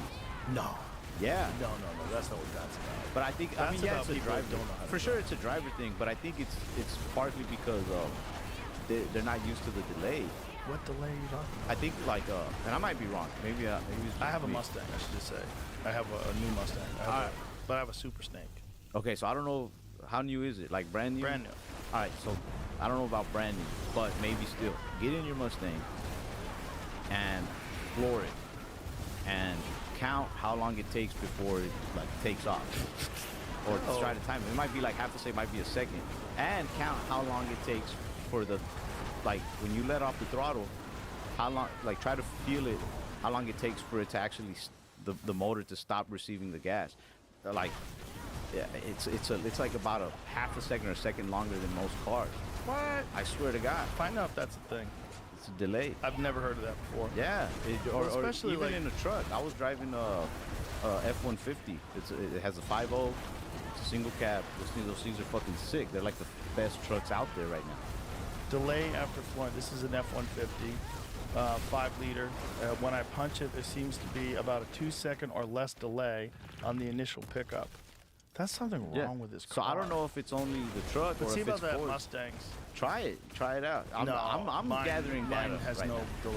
No? Mine has no delay. No. it's So I was immediate. thinking maybe But that's it's why not. some people slide out of control though, is because they're not used to the delay. Because like in my truck, I don't have that truck anymore, but I'd have to kind of count for like, all right, I'm gonna floor it, and then, but also when I take my foot off, like I need to take it off a little earlier than I normally would, depending on what I'm doing. I feel like that your car was not tuned in correctly. I feel like your car. You could probably fix it with a tune, but that's how they come out the factory. Not mine, man. I have a Let's Raptor put it to the too. test. I have a Raptor, and I also have a Mustang, and neither one of them has any problems like that. They're immediate response. Try it. Compare them to your other cars. Pull out the Bro, I GTR. Pull out the Tesla. Okay. Pull out the Well, the pull out the Tesla's Cuda. Tesla's very different than all of them because it's instantaneous. It's no gears. It's one gear. It's fucking preposterously fast. But the Mustangs don't have that. I think it's a bad driver. Yeah. Yeah, the Mustangs are just, it's like You gotta try it, man. it's not an Even the expensive GTR has car. a delay. It's turbocharged. It's a different thing. Okay, the Mustangs are 5 liters, so it's a V8. It's the Coyote engine. But every car reacts a little different too. Like when you floor it. Like Yeah. the reaction time. Maybe Ford's is just. You're just hanging on to this reaction time. I don't thing. know, man. I don't Is know. there anything in there about delay in the throttle on Mustangs? problem with the Mustang that they personally bought, One person. but yeah, I'm not seeing like Yeah, a, I don't think it's a thing. I'm collecting data. I'm not trying to hit on Mustangs. I'm trying to collect I data. don't think you're collecting data. Yeah. I think you're talking about anecdotal experiences from cars that weren't tuned in correctly. I want you to floor that Mustang, your Super know- Snake, and then Bro. tell me what the time was. I floor that thing all the time. It's Or- but okay. mine's not a normal one. It's Shelby. Okay. So Shelby North America, they take a regular I Mustang. still want the data, Joe. I want you to floor it and give me the data. Give me the get that. What is it? What do they call them? The trackies. Where they track everything for you. It's like an app. Oh, okay. And you Yeah. put this little thing in your cup holder and you floor it. 2005 to 9 poll on a thread here. Do I have throttle lag? And some people do. Some lag. These are older Mustangs. Yeah, the older ones. Though. But these are older ones. They're probably out of tune. They probably have bad fuel injection. Something's wrong. Big's coming up with like a. Yeah. I'm just trying to collect data, all right? Just like you do when you have all these experts come on. You keep saying that like you're a scientist. I'm not a scientist. I love that you're doing that car channel though. That's pretty cool. I love cars, man. I love watching people fix them and work on them and modify them. Oh, it's so fun. I mean, it might be like 20% of the content that I watch is like car stuff. I Yeah. just love it. I love when people are really passionate about something. When they work on things. Whenever I get interested in something, I like to really dig into it and learn about it. It's just so rare when I find something that I'm genuinely interested in. Yeah. But that's the problem I was telling you is that like now I'm just hyper focused on this and I haven't written a new joke in like I don't know how long. Do you sit down and write or do you try to like let ideas come to you? How do you do it? I mean like both. I try to let ideas come to me so I don't force something, but once I have the idea, then I try to like write it out or like.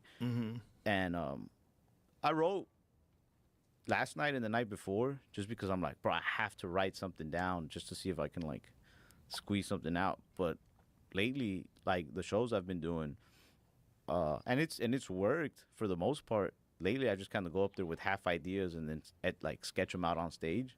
So you're trying to work on new material that way. Yeah. Yeah. That's Or- a great way to work on new material because you put yourself under pressure. Yeah.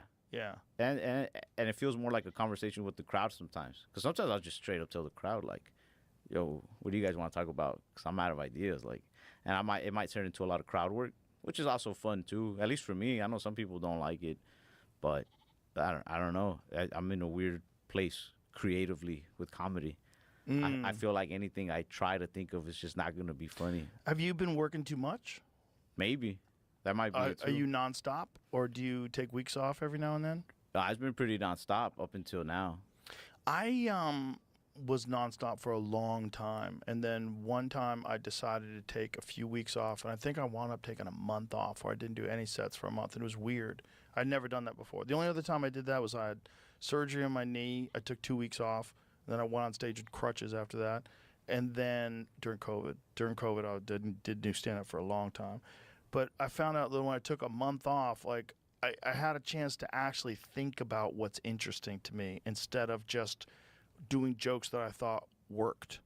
You know, so I had no pressure to do a show. I didn't have any shows scheduled. So I said, let me just like think about life. Let me think about what's interesting to me. Let me think about what's bothering me. Let me think about what's exciting to me. Let me think about what's possible. Think about things I'm interested in. And just start writing down subjects. So for a full month, I didn't do any performing. I just collected ideas.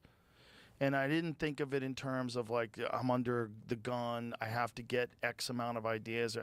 I just thought about it like every day I'm going to spend just a certain amount of time either in front of the computer or looking at my phone, just working on ideas, just finding shit that's interesting. And then I had a folder that I'd put all these ideas in, and then I'd sit down and look at these folders like, no,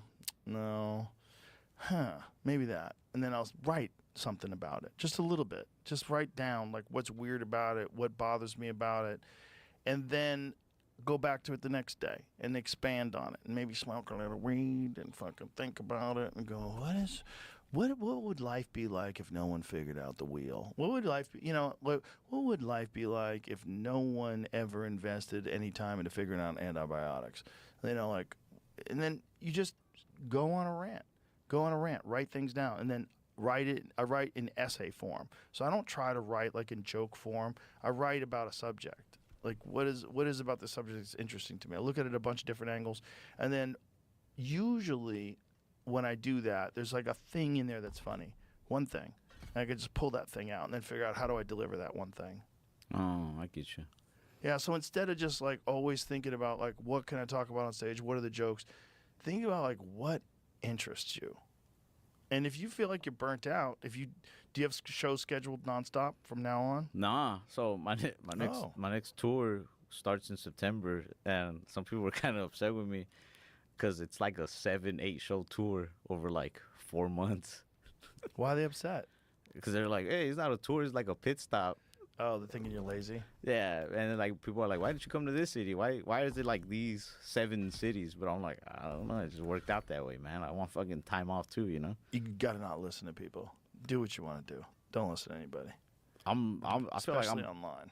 I feel like I'm barely getting to that point where I can finally, and I not that I'm like, oh, okay, finally I'm here at this point. I feel like it's like one step at a time. We're like, all right, I can care a little bit less now about this. Mm-hmm. And I'm like, with time, I can care a little bit less about that or whatever. But it's still tough. I also I think that one of the toxic things that it could be like a double-edged sword is like how much people let you do and help you do things. Like if I told my manager right now that I wanted to write a play, like the man is going to help me write a play. But I don't know how to write a play. Like I shouldn't be writing plays. And I feel like that's bad. It's how much people let me do things. I think sometime this week and maybe next week, as part of the press tour, I'm going on some Spanish shows. My Spanish is not that great. Like I should not be allowed to be on Spanish TV. How bad is it? It's like if your first language is Spanish and you hear mine, you're just like, that guy learned this later on. Like he learned it as a kid maybe, but it's not great, you know? Right. It's like I can have a conversation. I can communicate with whoever, but it's not good enough to be on TV. Right. And I think it's crazy that there's not even like a check. Like there's no test. Like I thought at some point they'd interview me and just be like, do you know what this means? Do you know how to say this, say that? Like, no, they're just like, Well, they're trusting you. You say you can speak Spanish. That's crazy, the trust they put in.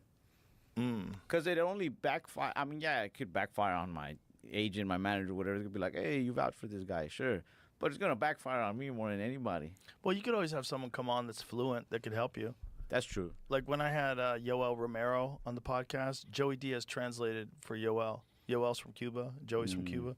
So Joey would just, you listen to Yoel and translate. And then occasionally Yoel would say things in English because his English was okay.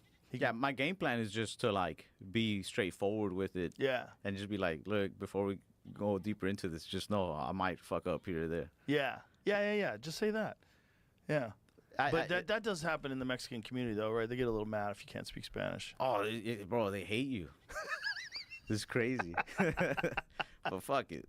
I just think that's just the funny kind of double-edged sword about like the entertainment industry, though. Is like people will give you the tools to like try whatever you want to do next. But why do you think that's bad? Because sometimes I think it's bad because you can set yourself up for failure, humiliation, like or success. Or success, true. But that's why it's a double-edged sword. Did you ever watch that movie Top 5? Chris Rock's movie Top 5? No. I saw that movie in the theaters when I was like 18, maybe. What's 17. It about? So he's basically like playing himself. It's about a stand-up comedian who I think if I remember correctly, I think he's getting upset because people don't take him seriously as he directed a movie and acted in a movie and people are kind of trashing the movie and he's just like, what the fuck? Why don't people see I'm more than just a comedian, you know? And I think towards the end of the movie, he ends up getting arrested, and he's in like the city jail, and across from him is DMX, like as DMX, he's doing a cameo, and DMX is like, yeah, I know what you mean, like nobody understands, like I don't always want to rap, I want to sing too, and DMX starts singing some song, but it sounds horrible because it's in DMX's voice. And so the lesson there is like kind of like know your space. You know what I mean? Like know your lane. Know your lane. Yeah. Yeah. So I think that's the dangerous part is sometimes you might lose sight of what your lane is, and you can go into you venture out, which is cool. It's fun, you know, creatively. But then it's like, hey, you might fucking imagine if somebody gave DMX like a tour where he was just singing fucking country songs or something. Like it'd be entertaining, but it wouldn't be great. You know what I mean?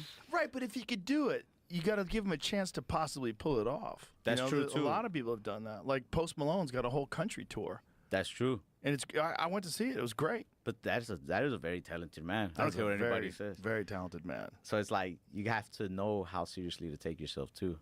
Well, sort of, or you have to not think about it. Like he's like a guy, he kind of stays toasty, keeps rolling. I don't think he ponders it too much. I think he does what he wants to do. Yeah, but like me, I know myself well enough to know like I'm no Post Malone. I'm not starting a car channel out of like I'm gonna be the next fucking Top Gear. Like, yeah, but you're starting it because you're interested in cars, which is a good reason to start it. Yeah, but I also know myself enough to know that like I'm just kind of like I'm keeping it goofy. I'm keeping it light. Yeah, like, I'm not necessarily like. I don't know how to explain it too well. I'm just trying to make sure that I don't end up being DMX in that jail cell. You know what I mean? Do you worry about that? Is that something that you worry about? Fucking up? Like, sometimes to a degree. I think I know myself well enough to know like I'm trying to act. I've been doing auditions and stuff, and I think that like I have a pretty good gauge of like if I landed a role, and I heard like the feedback on it, I think I'd know like, all right, that's like when it's valid and when it's not. You know what I mean?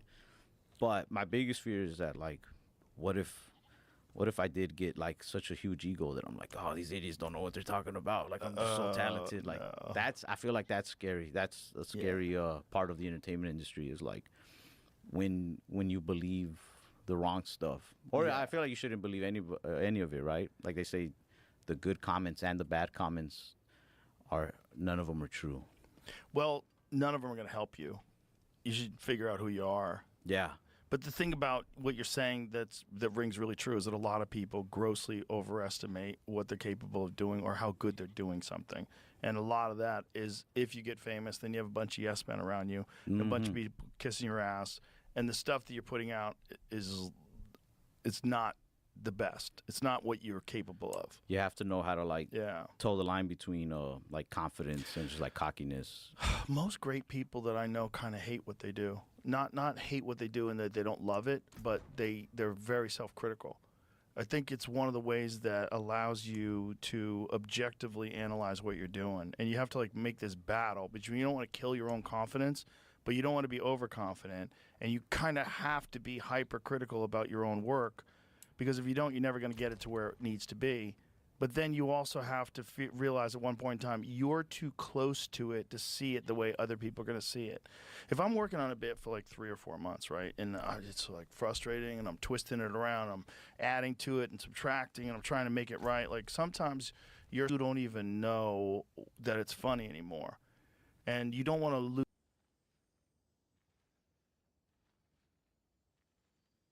lose that enthusiasm for the bit either. So there's this balancing act for like paying so much attention to it that you hate it, but then falling in love with the idea again before you do it on stage. Treating it as if it was new. Yeah. Treating it as if it was new. That's hard for people. Yeah. That's the dance, because the worst thing is seeing a comic on stage that's bored with doing stand-up. Yeah. Oh my God. You know, or seeing people complain before they go up. Can't believe we have to do a second show tonight. Like, what the fuck are you talking about? You could be working in a bakery somewhere in front of a fucking hot oven, sweating your dick off. You could be a logger. Yeah, you could be a logger getting abducted by aliens. You could be doing some terrible fucking job that sucks. Instead, you have literally the greatest job in the world, and you're complaining you have to do it again. You got to reset your brain, reset your approach, and treat it like you love it again. For anybody who's been to my shows and has not liked the crowd work, I'm sorry for that, but I'm having fun with it. And I think the majority of the audience is having fun with it, especially the ones that I'm fucking with. They're like talking to, you know? Why, do people complain that you're doing crowd work? Well, I've had a couple messages over the summer where they're just like, hey, man, you did a few jokes and then you just were talking to the crowd the whole time. It's like, but the thing is that it's fun. And I don't want to complain about my job, because it's either that or you watch me open mic it or do rehearsed jokes. And it's true. You can tell when a comedian is not enjoying their job. Yeah. And you hear comedians talk about it. They're like, oh, man, I was doing that joke, and then one day it just stopped working. And it's like, yeah, because people probably can tell where you're just not feeling it anymore. Exactly.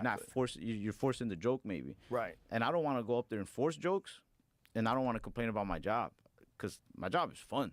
Like, I'm beyond blessed to have this fucking job. But it's fun I feel like comedy works when you're present in the moment. Yeah. You know what I mean? If I go up there and I try to force something and I'm just like, nah, like, I'm the same old Ralph from 6 years ago. Let me do the same old jokes. You know, like, people are going to tell. You know what I mean? So, like, right now I'm having a lot of, not that I'm going to keep just only doing crowd work, but I would do very minimal crowd work before. Like, I'd go on stage and I might do, like, fucking 5 minutes tops. Whereas now I might do, like, 20, 30 minutes of it. But if it's fun, it's fun. Like, it's like with the Porsches and then the dude who was a Japanese dude who's, like, shaping them up. Like, people might get mad, but, like, if it's cool, it's cool. I feel like comedy's like that, too. Like, people... If you're having fun, that's what's important, as long as the audience is laughing. If some people aren't enjoying it, well, they won't go to see you again. That, too. And it's not like I'm going up there and, like, fucking... Like, I'm having fun, but 90% of the audience is like, this is horrible. Like, nah, like, I'm pretty... They're laughing, you know what I mean? I just do feel a little bit of, like, damn. Some people don't like crowd work. Some people don't, yeah. Yeah, some people just want to hear jokes. If I have 100 people at my show and, like, 3 of them don't like it, though, that does fuck with me. I'm just like, fuck. Those are the ones that are going to comment, too. Yeah. The ones that don't like it people, man, are more likely to comment. I let them down. Well, you can't really listen. You got to know, right? Everyone has to know. And the worst thing is when you don't know. Like, if you have a bad show and you think it was good. We've all known guys like that, especially in the beginning. They thought they did well. You're like, bro, I'd kill myself if I had that set. That's ridiculous. Yeah. Like, you think that was good? It's terrible. It's just people get delusional. That's a fact. but you know, you just got to be able to self-assess. Yeah. You know, and if you're self-assessing, you can't read the comments because it's just going to get in your head and it's going to distract you from thinking about new things. The amount of attention that you spend paying attention to other people's opinions is attention that you could be spending improving what you're doing, as long as you're aware of what's good and what's not good. But sometimes you do get too close to it. Sometimes you need friends to help you out. You know, sometimes you need, that's one of the great things about having a club like the Mothership or the Comedy Store where there's a bunch of comics around. You could say, I got this bit, and it's fucking, I'm stuck with this. And then someone will say, do you still do it when you say this? And you go, no, I don't do that anymore. Like, that was a big part of it, man. You got to say that. I'm like, you think? I thought I could edit that out. Like, no, that makes it better because it sets it up for later. Like, oh, and then you go out and try it that way, and you're like, oh, shit, he was right. Yeah. Like, sometimes you need your friends around you to tell you, like, oh, you know, maybe you're doing that bit, you're doing it in a different way than you used to do it, or what if you added this, or have you ever thought about it from this perspective? Like, imagine the person that's saying that. What are they thinking? They're saying something crazy. What are they thinking? Like, oh, yeah, I never thought of that way. And then you have a whole new element of the bit.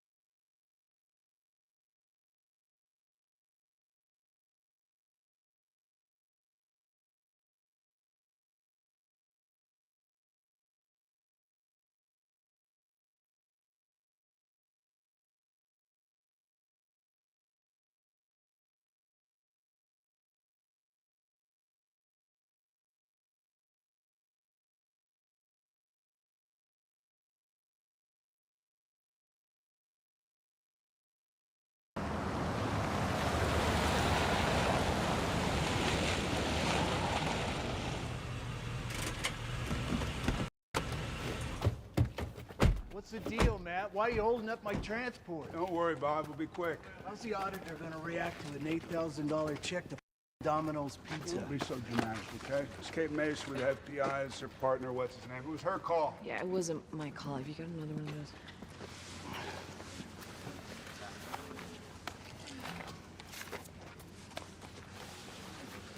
Finish it before you get up there. No problem. Hey, Kate. Tell me what happened in El Paso. We weren't in El Paso. We were in Mexico.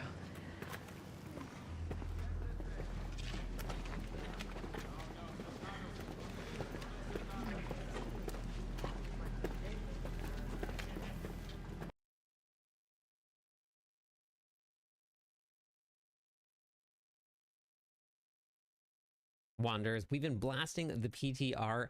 The Barbarian is actually feeling really great.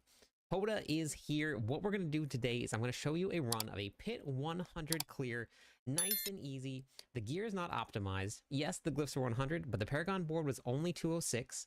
The gear had no triple masterworking crits whatsoever. We are going to have all of the Barbarian builds for you before the season goes live on Mobalytics. I'll have a link in the description of this video for the Mobalytics link. Now, it is not updated yet. We've been using another site to do it, but all of it will be transferred over to Mobalytics really, really soon. If you've been blasting on the PTR and you found something that you wanted to have some data submitted for, you can hop into Discord with us. The link will be at the top of the description of this video. Click the Discord icon link. I have a channel set up for feedback on the public test realm. You can submit whatever you like here, and this is something I'm going to run up to the devs after we have gotten all of our testing done at the very end. This is also a really great place if you're looking for an amazing community to join.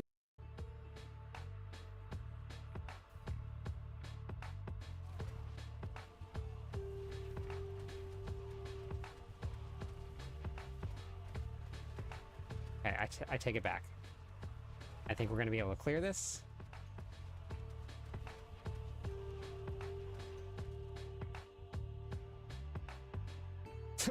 Never mind.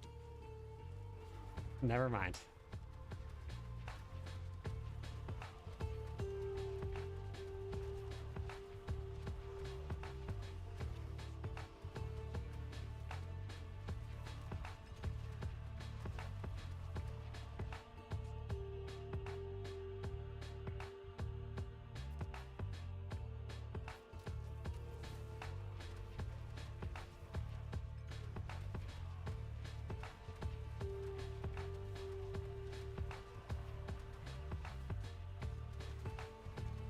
Okay, well, Hammer of the Ancients is here.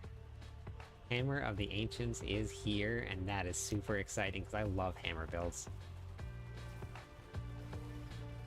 Heck yeah.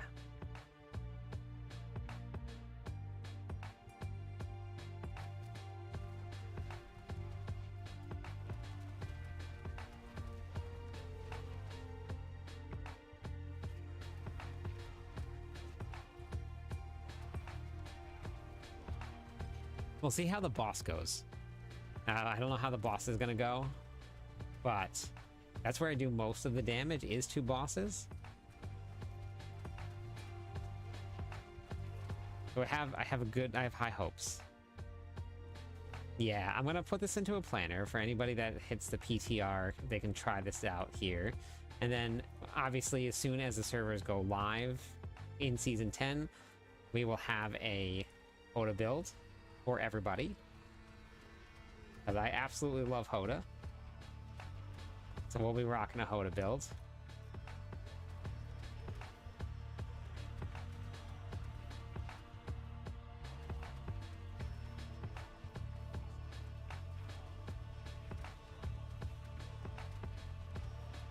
Yeah. I do miss the damage reduction monsters, not like from the seasonal power. I do miss that. Now you actually have to fight all the damage reduction monsters. William, were you said you were running POC Tech? Is that what you said that?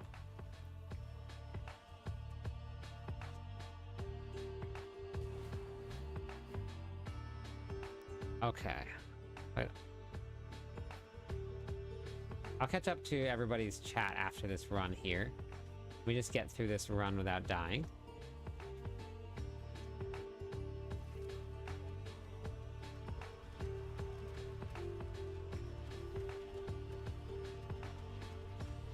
Go right here.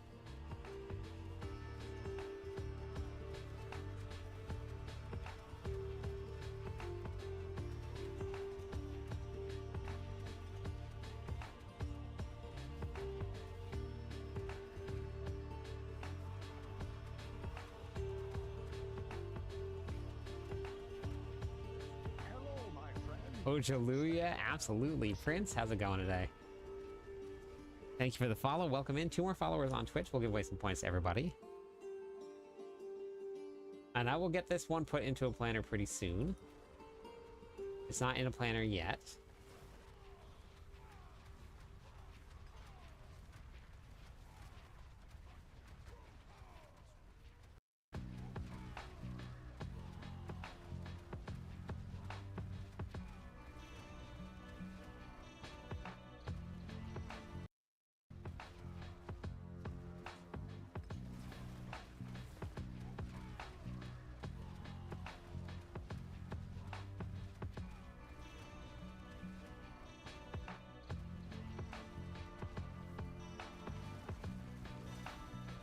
Should be coming into slaying strike range here. So we should be seeing some bigger numbers. There's 500 billion, 600 billion, 700 billion. Hindi pa rito nagtatapos, Mr. President. Kakatayin pa ang budget para sa mga lagay, commissions, SOPs, at iba-iba pang terminong binubuo para sa shares ng mga corrupt. And here we go. Sa mga halos magkakaparehong impormasyon na aming nakalap, so Pit 100 ganito kagarapal ang sistema sa hatian on a Hammer of the Ancients Barbarian. And we have only doubles, not full GA gear, a lot of single GA gear.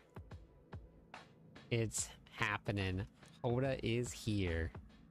I'm live every night. I'd love it if you stopped by, said hi, theory crafted with